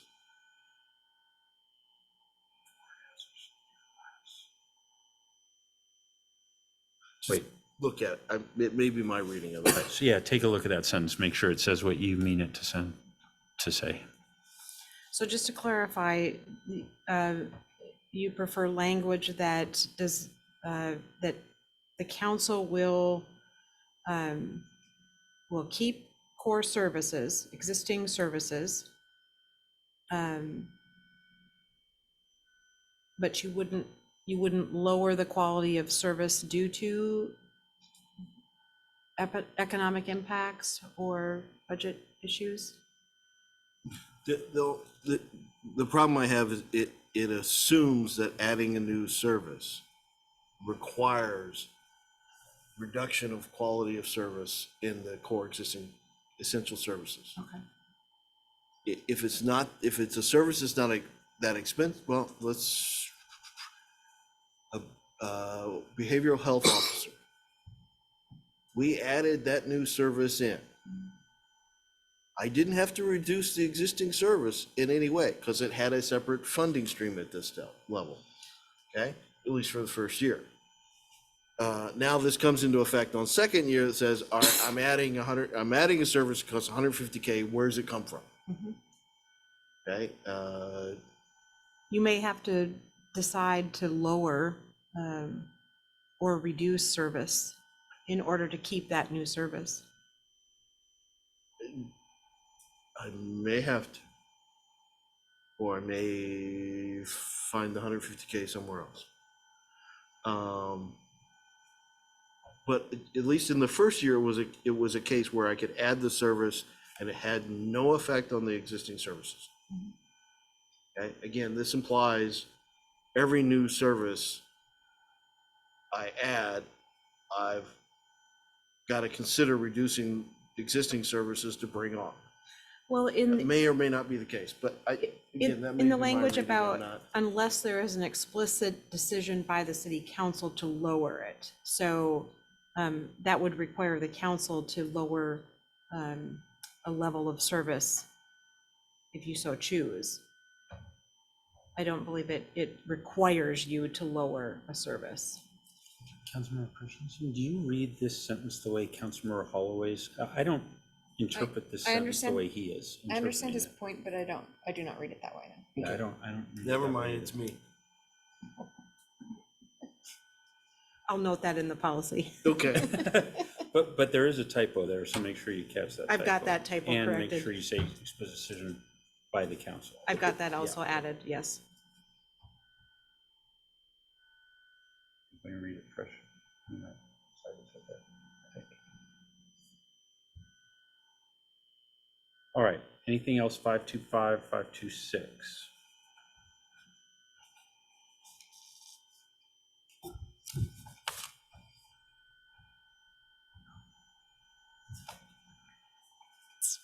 All right, moving on to 5.3.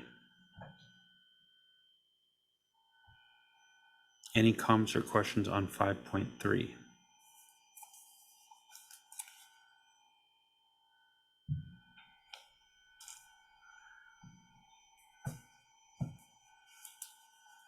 So 5.3 is not a description of what we do. So this would be a change. We don't budget at the fund level.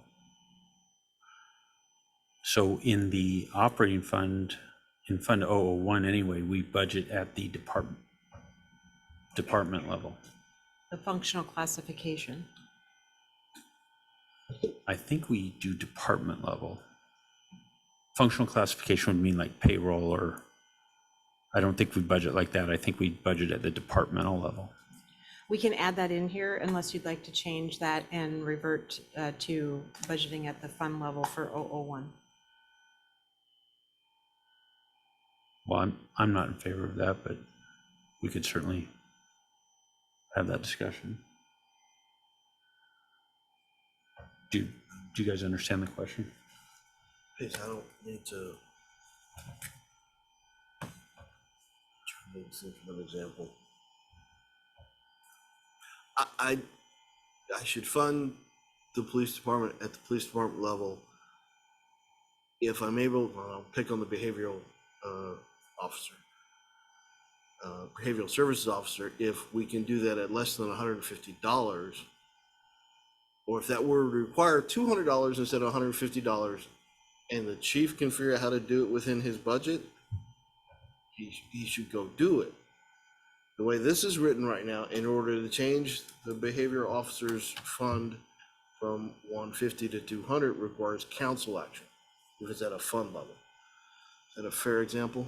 I don't think so. So what we're doing right now is we appropriate. I just realized we're using the term budget instead of appropriate, but in any event, we appropriate at the departmental level. So we have a fire department budget, a police department budget. Yeah, that's right. So by appropriating at that level, what it means is if staff or if administration wants to shift money from the police department to the fire department, they have to come ask for our permission. Correct. If we budgeted at the fund level, they would not have to come and ask for our permission. Because virtually the entire operating budget is in one fund, Fund 001. So what we shifted to was, a few years ago, was budgeting at the departmental level. So I would like to see us continue doing that. But that's the question. I just want to provide some clarity. Boutte. So in terms of the budget ordinances that we have passed, we never exactly specified the department level. What we've stated is the functional classification within that budget ordinance. So in essence, what we have appropriated, for example, is the administrative departments. That's all kind of grouped together under one kind of classification. So if we were to have, say, at the department level, we would be breaking out the executive from finance and human services or human resources, city clerk, communications, all separate because they're considered separate departments within the city itself.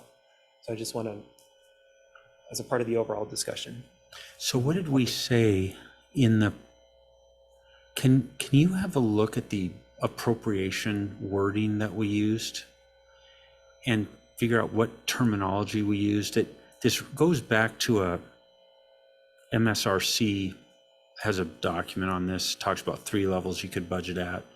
And we teed into that the second of the, I think it's the second of the 3 examples they give. But if you look at and so we just lifted their language.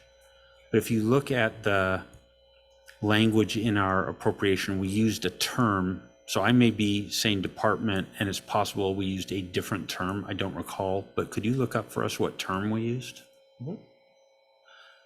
Because what I'm saying is whatever we did last biennium is what I would like to see us continue doing. So maybe inform us on what the heck did we do. You're referencing the ordinance itself, the budget ordinance. Correct. Okay. Yeah, Go so look it that up. shouldn't be too hard to find, hope, knock wood, yeah. Thank you. But so my point would be, I think we should continue budgeting at the level we have been. Yeah. Which I think is not what this says. Well, the proposed policy, like I indicated, would have been a change to budget at the fund level, and that would have included the general fund. But if the council so chooses to keep it at the current level, then we would modify the language here. All right, so why don't you look at the language that's there and maybe come back to us with, okay, so here's what you do, but, you know, and again, this could be something where, well, let's have a further discussion on it once we have the exact wording of what we've done before, and you've had a chance to look at that and decide whether you guys are happy with that or you're not happy with that. Then we can have sort of a discussion, okay, if you're not happy with that, why, you know, what should we be considering as we think about this? Fair enough? Okay. Any other comments on that? Yeah, I'm not comfortable with authorizing the general fund on. Ah, Mr. Speedy. So this is ordinance 1241. I'm just going to state basically section 3 within here that talks about transfers within funds authorized. Just to go through, so pursuant to RCW 35A34.200 parentheses 2, transfers between individual appropriations within any one fund of the 2021-2022 biennial budget may be made during the 2021-2022 fiscal biennium by order of the mayor, provided, however, that transfers between individual appropriations within the general fund may be made only within the functional classifications within the general fund identified in the summary in section 2 above. Which So is the budget terminology was functional classifications, which is the exact terminology you raised earlier and I got confused by, right? That's correct. Okay. So functional classifications is the terminology that meant police department, fire department. That's the correct terminology. Department. Yeah. Administrative, yeah. Yeah. And the reason to not use the term departments is exactly what you said, Mr. Boutte, which is then you get way more departments. You Kind of get listed, way yeah. more budget elements, if you will, than we intended. Yeah. If we want to continue doing what we're doing, we would use that language. Right. Okay, got it.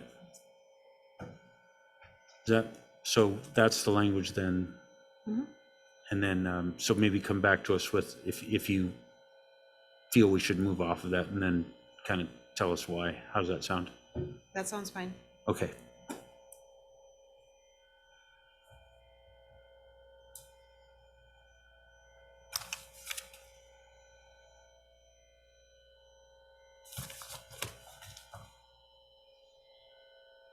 So can you educate us on what is the object code level per bars? And the reason, let me jump ahead and tell you why I'm asking. I've seen the city budget, well, I don't know what the current detailed, I'll use the term detailed city budget looks like, but I know what it looked like 6 years ago. And it was at a very detailed bars level going to all of the number elements in the full code. It was 400 pages long. There was a city council member who believed that the city council should be overseeing expenditures at that level. I don't think anyone else on the city council thought that. And I don't think anyone at the city council thought that we had passed a budget at that level of specificity. We thought that was how the administration ran things. And certainly, you know, I would guess that city administrator is going to have a lot more expectations about departmental budgets, but those are based on how you run the city. That's not something the council is, you know, so I don't want to get a mismatch between what the council's doing, which I think is at the functional classification level and not below that. So I'm just worried here that this wording might cause someone to think we're going into a lower level of detail than I think we intend to.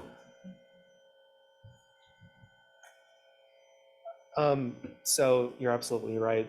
Previously, we had presented basically the budget every account, right, you saw, right, for the most part, and that certainly created a lot of consternation with staff, but also council as well.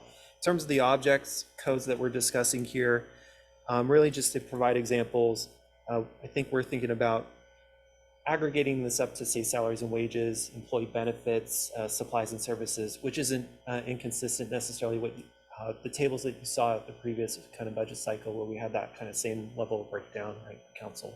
Yes, if I was looking at, say, a department like the fire department, I would likely see, using the method you described, probably about 4 or 5 line items, not more than that. That's correct. Can you just make sure then that whatever the BAR's terminology is for that level of, sorry, BAR's is the, okay, you're familiar with BAR's, okay. Only because I Googled it, so. Oh. I was literally thinking to myself, how the heck does she know that?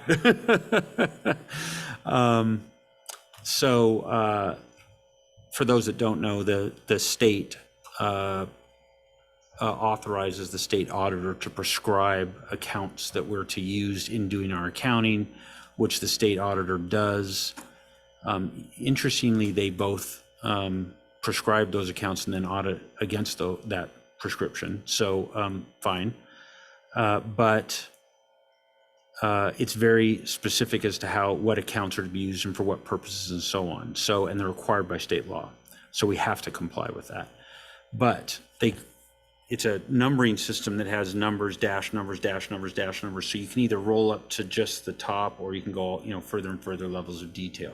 So that's kind of what I'm poking at here is, and I think Mr. Boutte is saying, hey, if I go to a very summarized level, I'll get what we've actually been doing. And so all I'm saying is that sounds great. Please, can we make sure that however that's specifically described in BAR's, that's what we pick up here, so someone doesn't make the argument, oh, you have to go to a much more detailed level of BAR's coding than what we intend. So let's just make sure we're, we don't get tied up in our socks. Yeah. So in terms of our object code, the first digit is actually mandated by the state auditor. And so 1 is equal to salaries and wages, 2 is equal to employee benefits, 3 supplies, 4 services, 6 is capital outlays. And so those are our guys. Right. And those are referred to as a budget code? Object. A Code. summary, so the summary object code level per BAR's is what you just described? Mm-hmm. Okay, so we've got it right in the document then. That's what that means. Okay, great. Just wanted to be sure. Mm-hmm. Yes. Those were some painful discussions. You may remember them, Mr. Yeah, Boutte. so Chair, I am going to, Go ahead, I'm Mr. partially Holloway. disagree with Councilmember Holloway, go ahead. One, every council member has to do their level of due diligence that they feel comfortable of, yes, approving at the functional, whatever it is, at the functional account level. If, however, a council member feels they need to go levels deeper, you cannot restrict them. They're an elected official. They can do whatever they want. No, that's a good point. Is there anything that we need in here, do you believe, to? No, You're just making sure that's understood. Yeah. Yeah. If I gotta go hunt a laser guided softball field leveler, which we've had, I'll go to that level to find it and have that discussion. Okay, yeah. But you're satisfied that what we've Yeah. written here is, I do not want to do it at the general fund level. I want to do it at the functional level as we discussed. That's the appropriate level of appropriation. would you also think about whether we should have the term appropriation in here in addition to budget, or just consider whether that's useful or not? I'll take a look where we could You decide. notate it. Yeah, I don't know if it's necessary or not, but if you could just think about that. Will do.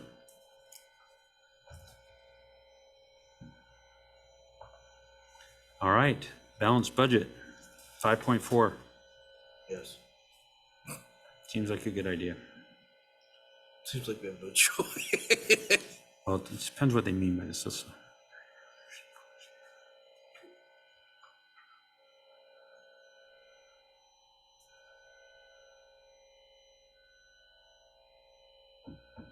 This is perfect.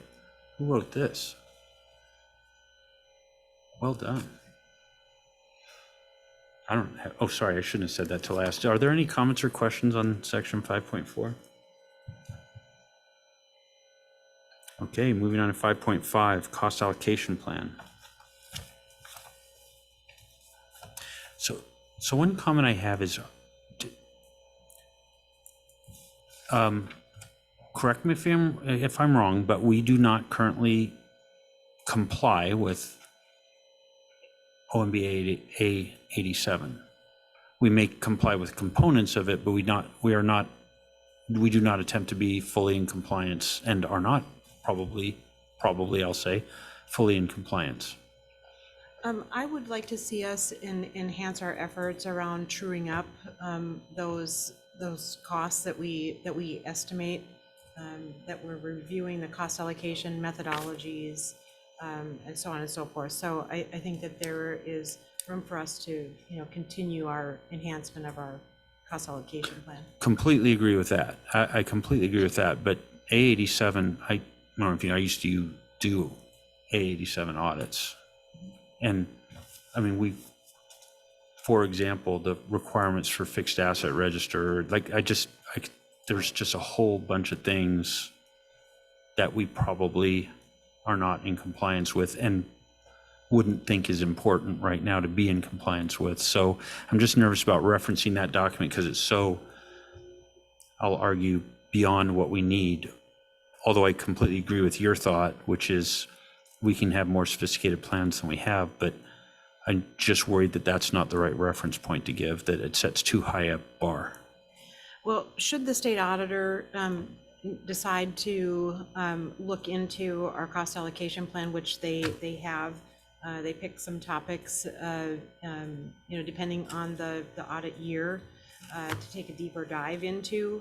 And so this is language that has been used in other financial policy, that the auditors are appreciative of, that we have set our bar high, and that we continue to endeavor to meet that level of. So of course they'd be appreciative, but are we setting ourselves up? It just seems that's a really high bar, and we know we're not at that bar, nor are we likely to be anytime soon. And like the state auditor we are not required to comply with A87. So We can take that reference out until we're ready to ensure that we're compliant. I would recommend that we keep in the reference to the RCW.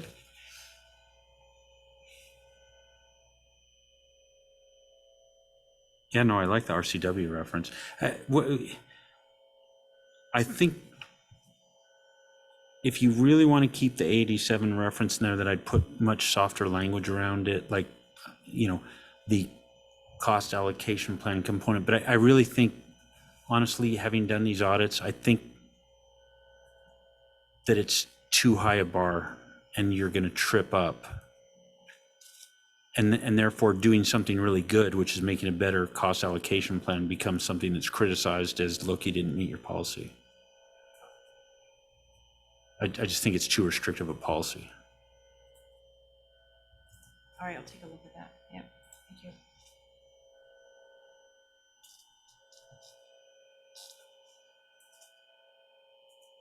The rest of it looks great to me. And I agree with you on the RCW, and the whole concept of trying to make those stronger allocation plans, right? Any other thoughts, committee members, on 5.5?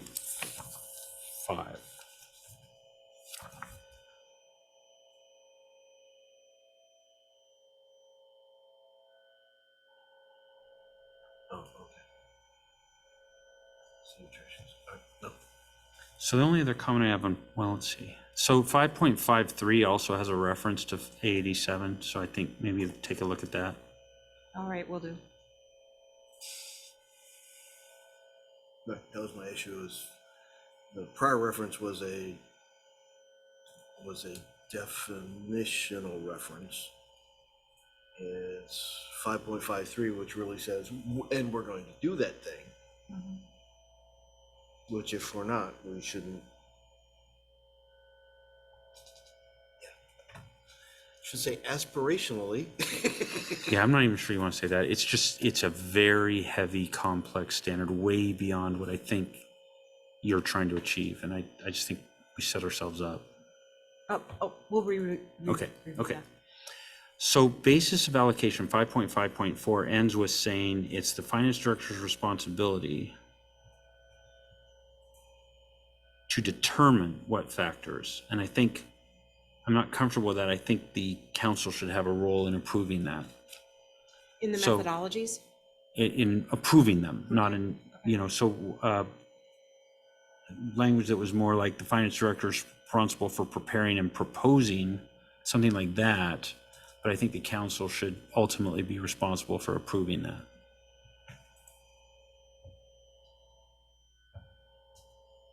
Right, so for fleets is the big issue right now. That should come back to council. We made the mess. It should be back to us to fix it. I mean, Put that in there. yeah. The part about fig, yes. Well, that if the council makes a mess, then The council should clean up its own messes. That should be number 11. we'll add a special bullet point for that. Oh, no, would it appropriately be number 13? All right. All right, anything else in section 5? All right, let's move on. Oh, wait, no, 5, that was 5.5. Let's move on to 5.6. So therefore, I think this wording, if we end up with the, Functional. oh dear, I've forgotten the term, Functional classification. classification. So I think that would need to get, this says fund and it would need to be Correct. conformed, yeah. We would need to add in that language here. All right.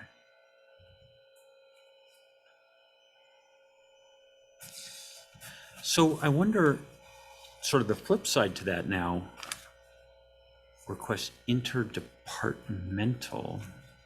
So there's under 5.6.1, what I want to do is make sure we're not restricting beyond that level. So for example, to take Mr. Boutet's example, so we'll end up budgeting at the administration. So within that is a number of departments, finance, etc. Yes. Within that, that's entirely to the mayor to decide how to, if the mayor wants to, how to allocate that within administration is up to the mayor. So this seems to imply some level of approval from us required, and I want to make sure that's not implied. Well, the goal of this section is that it's implied that the mayor does have the authority to make those administrative changes, and we'll add in the terminology for functional classification, where the mayor has the authority to move funds in between supplies in the Perfect. finance versus HR. Why don't you consider saying it the other way around and say, allocations within functional classifications are, do not require council approval. So just say it the flip way.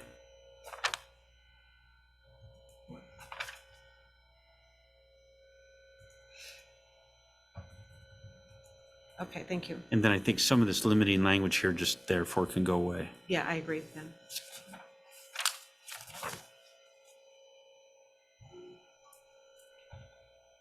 Any other additional thoughts on 5.6?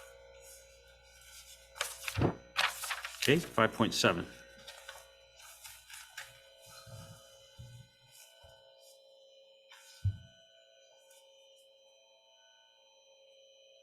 Is this repetitive to something? Yeah, this is the one we had before. Would you take a look at whether it's repetitive and look at possibly combining to reduce repetitive? Will do. Okay. Yeah, 5.24 and 2.23 are essentially the same as this paragraph. Let me ask 5.7.1. I don't think intend to be naming nonprofit organizations. I think we mean to be naming social service organizations.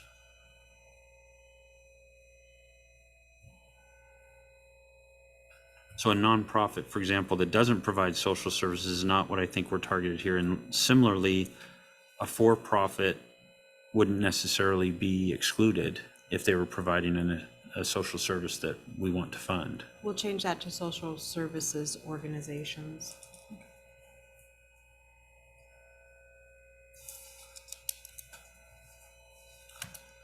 All right, anything else on 5.7? All right, 5.8.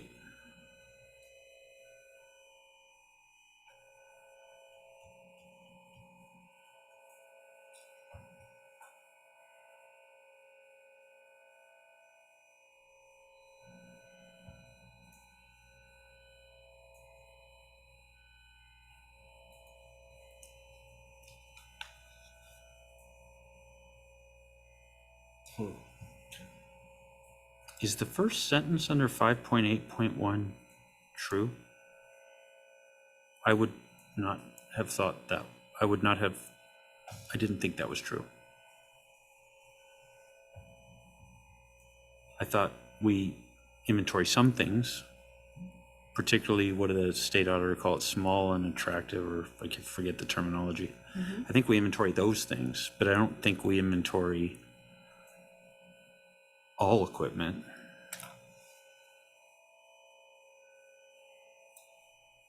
So I just don't want to say that we're going to do something that we actually don't do. I just wanted to confirm that you were on 5.8. 5.8.1, yeah. The first bullet, is that the first? 5.8.1 is just a paragraph Okay. in my version anyway. Here, let me walk over. You just said the You're city looking at inventories and 5.8. assesses the condition of buildings, equipment, vehicles on a periodic basis. Yeah, I've got the section now. Yes, yes. So the proposal was that the city inventories and assesses the conditions on a periodic basis. So that would be not to restrict us to having to do inventories every year. I'm suggesting there's some equipment that's never been inventoried and just isn't inventoried. And would you like that referenced, or? No, I just don't want us to say that we do something that we don't do. So it says, the city inventories and assesses. It's a statement of fact, which I don't believe is a true statement. Or it purports to be a statement of fact that I don't think is true.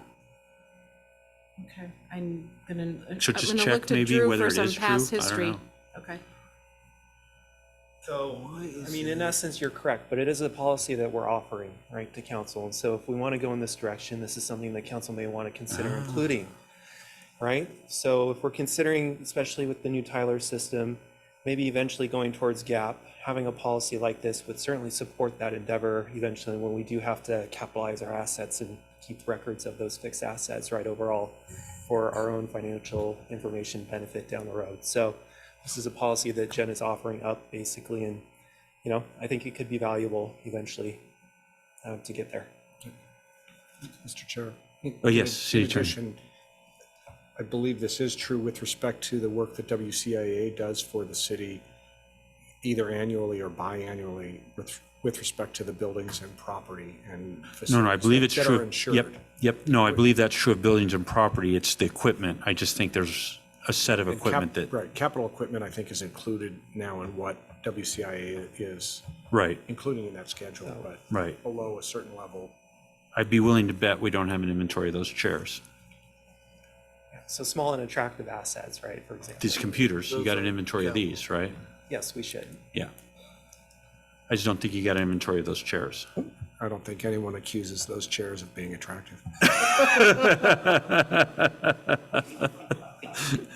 Although some people do accuse them of being small. Chair? Yes. I did want to point out in section 10.4, there is a policy statement with regards to small and attractive items. I was trying to find my section because I knew it was in there. But I read it somewhere. And the statement is that operating departments shall be responsible for conducting regular inventory. Okay. Which I believe we do and regularly do, and I do believe the auditor, state auditor looks over our shoulder on that also and has not raised concerns regarding that, is my understanding. Yeah. So, well done. So really my point here is, so, of course, as an accountant, Mr. Boutte knows he's just yanking at my heartstrings, so I would love to see us inventory all those things. I'm just worried about priorities and staff levels, and I'd hate to require you to do something that would be difficult to do for the first time with the staffing levels you have, so maybe you don't want us to require that yet. Well, it does state that we would do it on a regular basis, but so that doesn't necessarily restrict us to every year or every 2 years. I do recommend that we keep policy statement in there that we will be inventorying those routinely, but there is no set schedule to do that. Okay, so understanding that that means you'll have to do it for the first time, which will be a big endeavor. Well, the first time is always a big endeavor. I know, I know. I just want to make sure you're ready to bite that off. Well, we're working on, putting some of these practices into place, and, once policy is adopted, there is no magic wand that we are all of a sudden compliant with policy, but we will then, we work to achieve compliance with policy. Right, but now you have the possibility that council or residents start raising, why isn't this done? It's in your policy, when is this done? You could really kind of set yourself up. Maybe you want to, that was loud when I did that. Wasn't supposed to be loud like that. Maybe you want to do it once first on your timeline and then ask us to make a policy about it. I just don't want us to tie your hands when you've got a lot on your plate.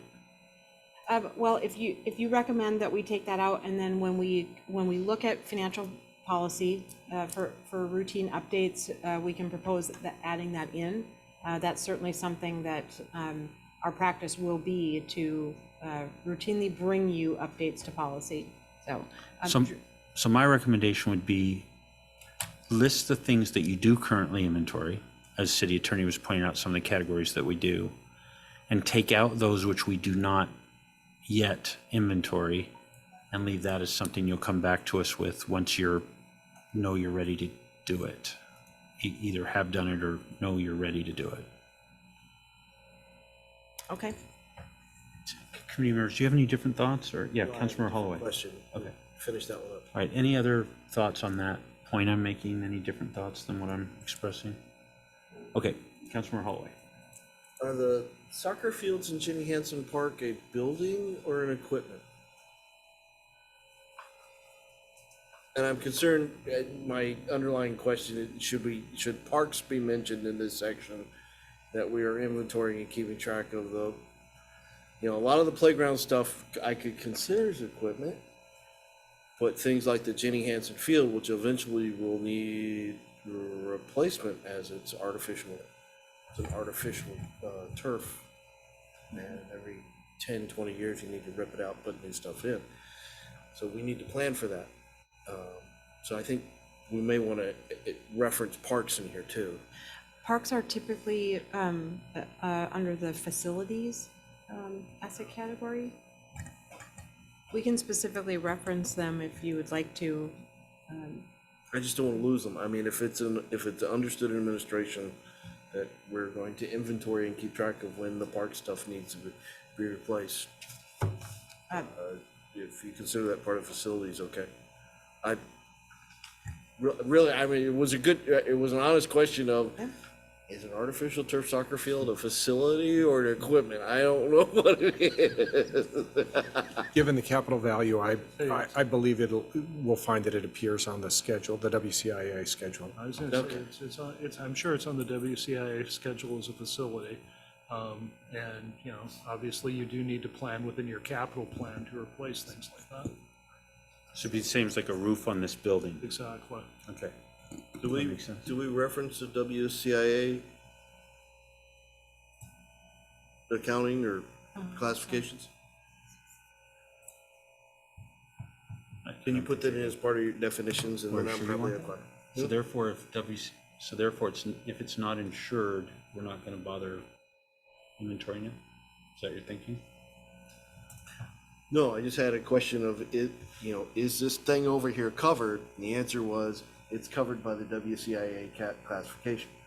Okay, in that case, I need the WCIA classification listed as a reference in here. Got it. No, there was no distinction if, well, No, I'm not sure what we have that isn't insured. The period. chair. It's probably insured someplace secondhand, but probably is. It's part of the facility. All right. Thank you. Yeah, it's part insured, not inventoried.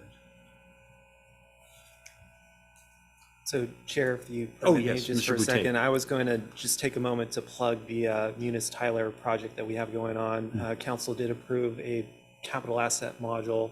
And so it's our intention as part of staff, Sarah, our IT project manager, is working on developing a plan in order to get our assets right into the system. And so as a part of that overall, we have identified a need for an inventory. Parks and Public Works Department is well aware of that as in addition to that. And so that is something that is part of, I think, our overall work plan regarding this IT system, that we will hopefully do that within the next couple of years, basically, and have that completed. So exciting. Just to kind of add to what Mr. Boutte is saying, so we're a cash basis taxpayer. What that means is when we buy something like a building, we treat it as an expense, and therefore it's just gone. Just it's like buying food, you buy a building, that's it, it's gone. When you're a accrual basis entity, which we will need to be for too long, on what you're here is referred to that as a GAAP basis, generally accepted accounting principles. You're complying with those, which require accrual basis. They don't permit cash basis. So to become compliant on that, you actually, when you buy a building, it's not an expense.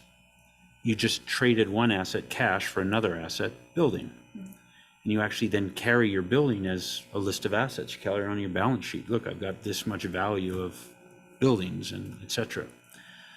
So to get from where we are today to there, we're gonna have to figure out, okay, what building should we put on our balance sheet? Which means we're gonna have to go inventory all this stuff, figure out its value, its depreciated value. Yep, so it's a big job. And so this, that Mr. Boutte is talking about is a big step forward by including that module in our software package. We now have the tools available to do all of that. What I'm kind of worried about with finance director is I just don't want to make them do it too quickly when they only have the resources they have. So there's no question about the direction. It's a question of timing. Is that fair, Mr. Boutte? Yeah, just to add on to your comments, we're discussing this in the context of the budgeting section, but you can think about how massively important that is to our overall budgeting when we know exactly when those assets are going to fully depreciate, and then we can start planning for that. So other cities such as Redmond or Bellevue develop, 20, 30-year capital improvement plan blueprints, I think is what they kind of call them a little bit. So given the age of the ridge, for example, all of our water and sewer assets are going to probably come due roughly around the same time within a good 10 to 20 year period. And so we can then start planning for then when that time horizon comes and actually build up our rates to meet that moment instead of having to all of a sudden just increase them at one increment, at that time. So it is kind of massively important also for our budgeting perspective in terms of developing that 20-year, 30-year, financial forecast. That is something that can be really impactful towards that. So thank you. Yes, that. All right, let's see. So that was 5.8. Any other comments on section 5.8? All right, let's move on to 5.9. And as we discussed earlier, enterprise fund is the accounting terminology for our utilities.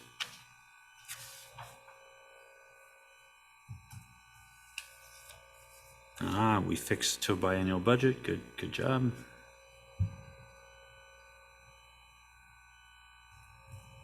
Oh yeah, I feel like we went through this before. Did we go through this section? Or no? The capital budget? The enterprise fund budget's 5.9. We went through, reserves. All right, it's fine. It's an unnecessary question by me. Anyway, 5.9, any comments? Don't know that we necessarily did that, but I like that. I like it as written. Yes. Okay, 5.10. Can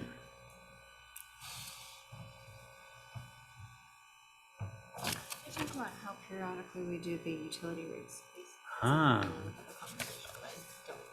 Yeah, no, that's a great question. We've been a little bit But we did talk about that specifically. inconsistent, yeah, because what we've been doing is redoing them.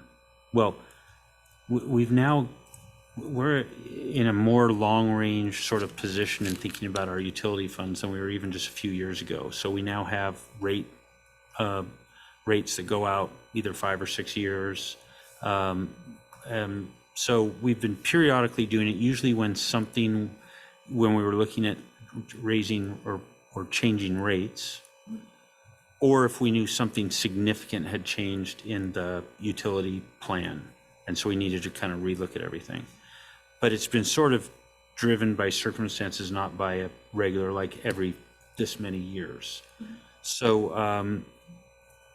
Mr. Boutte or City Attorney, anything to add to my description of how we've been doing those rate studies? Is that accurate in your view?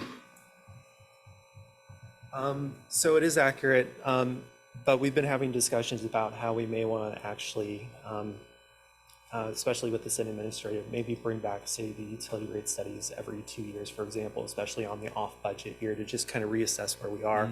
We may want to go through just kind of a mini update, right, to see if we need to make any changes to that plan moving forward. And so that is something that the administration is discussing and may be valuable, especially on that budget off year, so that this previous time we went through the utility rate study at the same time that we were trying to adopt a biennial budget. And so that was a bit kind of difficult and cumbersome to try to go through that. So anyway, that's just a recent discussion that we've had. So Fantastic. So at this point, are you not yet ready to propose a particular cycle, so we should just leave it periodically, or are you ready to propose that? Do you want us to specify, or you're just not there yet? I think periodically gives us flexibility. Yeah. And then if the council so choose to put more controls into financial policy, we could change that to the timeframe that you wish, but we're looking at flexibility versus control. So you're happy with periodically for now? Yes. All right. You, Well, council members, are you Yeah, happy with that? I'm happy with periodically, but I do want, I would like us to get position that those, what you're calling the off-year analysis, it's an internal activity versus the on years when we're doing the rate studies, we hire the consultant, we pay that extra money for that. I've been really stressing that we need to get his model as part of the deal so that we can do those the little tweaks of, we had a water main go out over here, which we did. And I need to adjust rates as a result of that. That little tweak we could do in-house without having to redo the whole model. He brings in a broader perspective of the industry and whatever, but if the off-year tweaks, I'm still convinced we should be able to bring that in-house and avoid that extra cost of hiring. In this case, you would hire that guy or that service every year. And, it's one of the cheaper things we do, but it's still a money. So periodically allows for the flexibility. You good with periodically? Yeah. Okay. Councilmember Christensen, does that satisfy or answer your question? Yep. Okay. Okay, 5.10.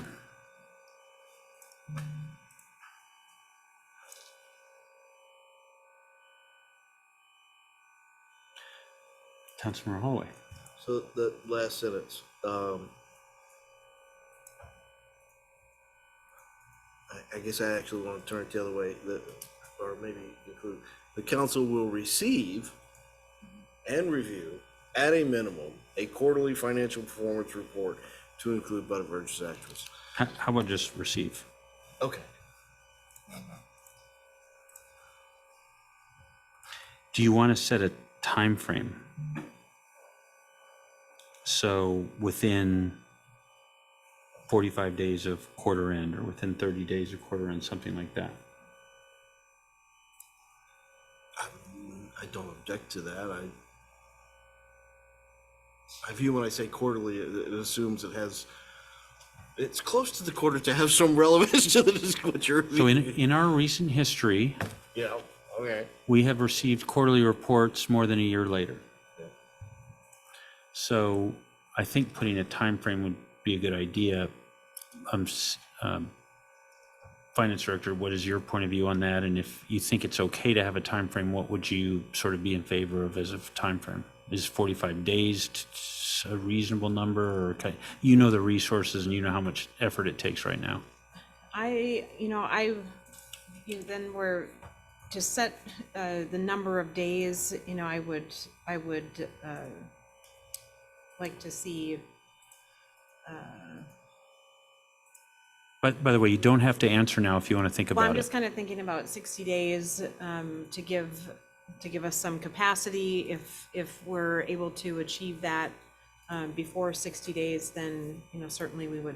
Okay, why don't you, could I suggest this, if it's acceptable, would you put in some language on the time frame and then give it a thought and put in the number of days you want to put in, and then we'll see that when you bring it back to us, and then if we have any questions, we can ask you. Yes. How does that sound? That sounds fine. Yeah. Let her recommend to us, yeah. Anything longer than 90, you're not Not making it. helpful. Yes, I would say anything longer than 90 is probably has a low chance of being accepted. And I hear the ceiling. Okay, super. Can I just ask, the sentence before that, I think is really not a council policy. I don't think we need that. I think that's an administrative policy that we don't need to weigh in on. All right. Oh, yeah. It's a good thing to do, but it's not, yeah.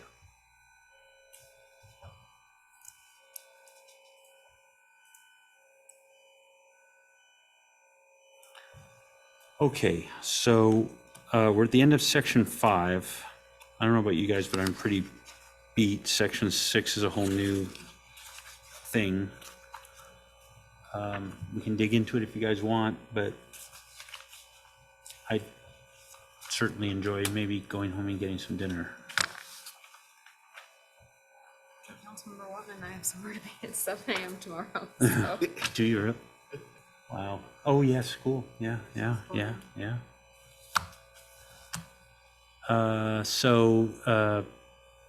Finance Director, any objection to us sort of stopping at this point for today? I don't object to that. The administrator, is that okay? Do you want to? All right. In that case, if there's no objection, we'll adjourn, and we have a meeting tomorrow night at 6 p.m. We'll pick up here at 6:00. All right, hearing no objection, we're adjourned. Thank you, everyone.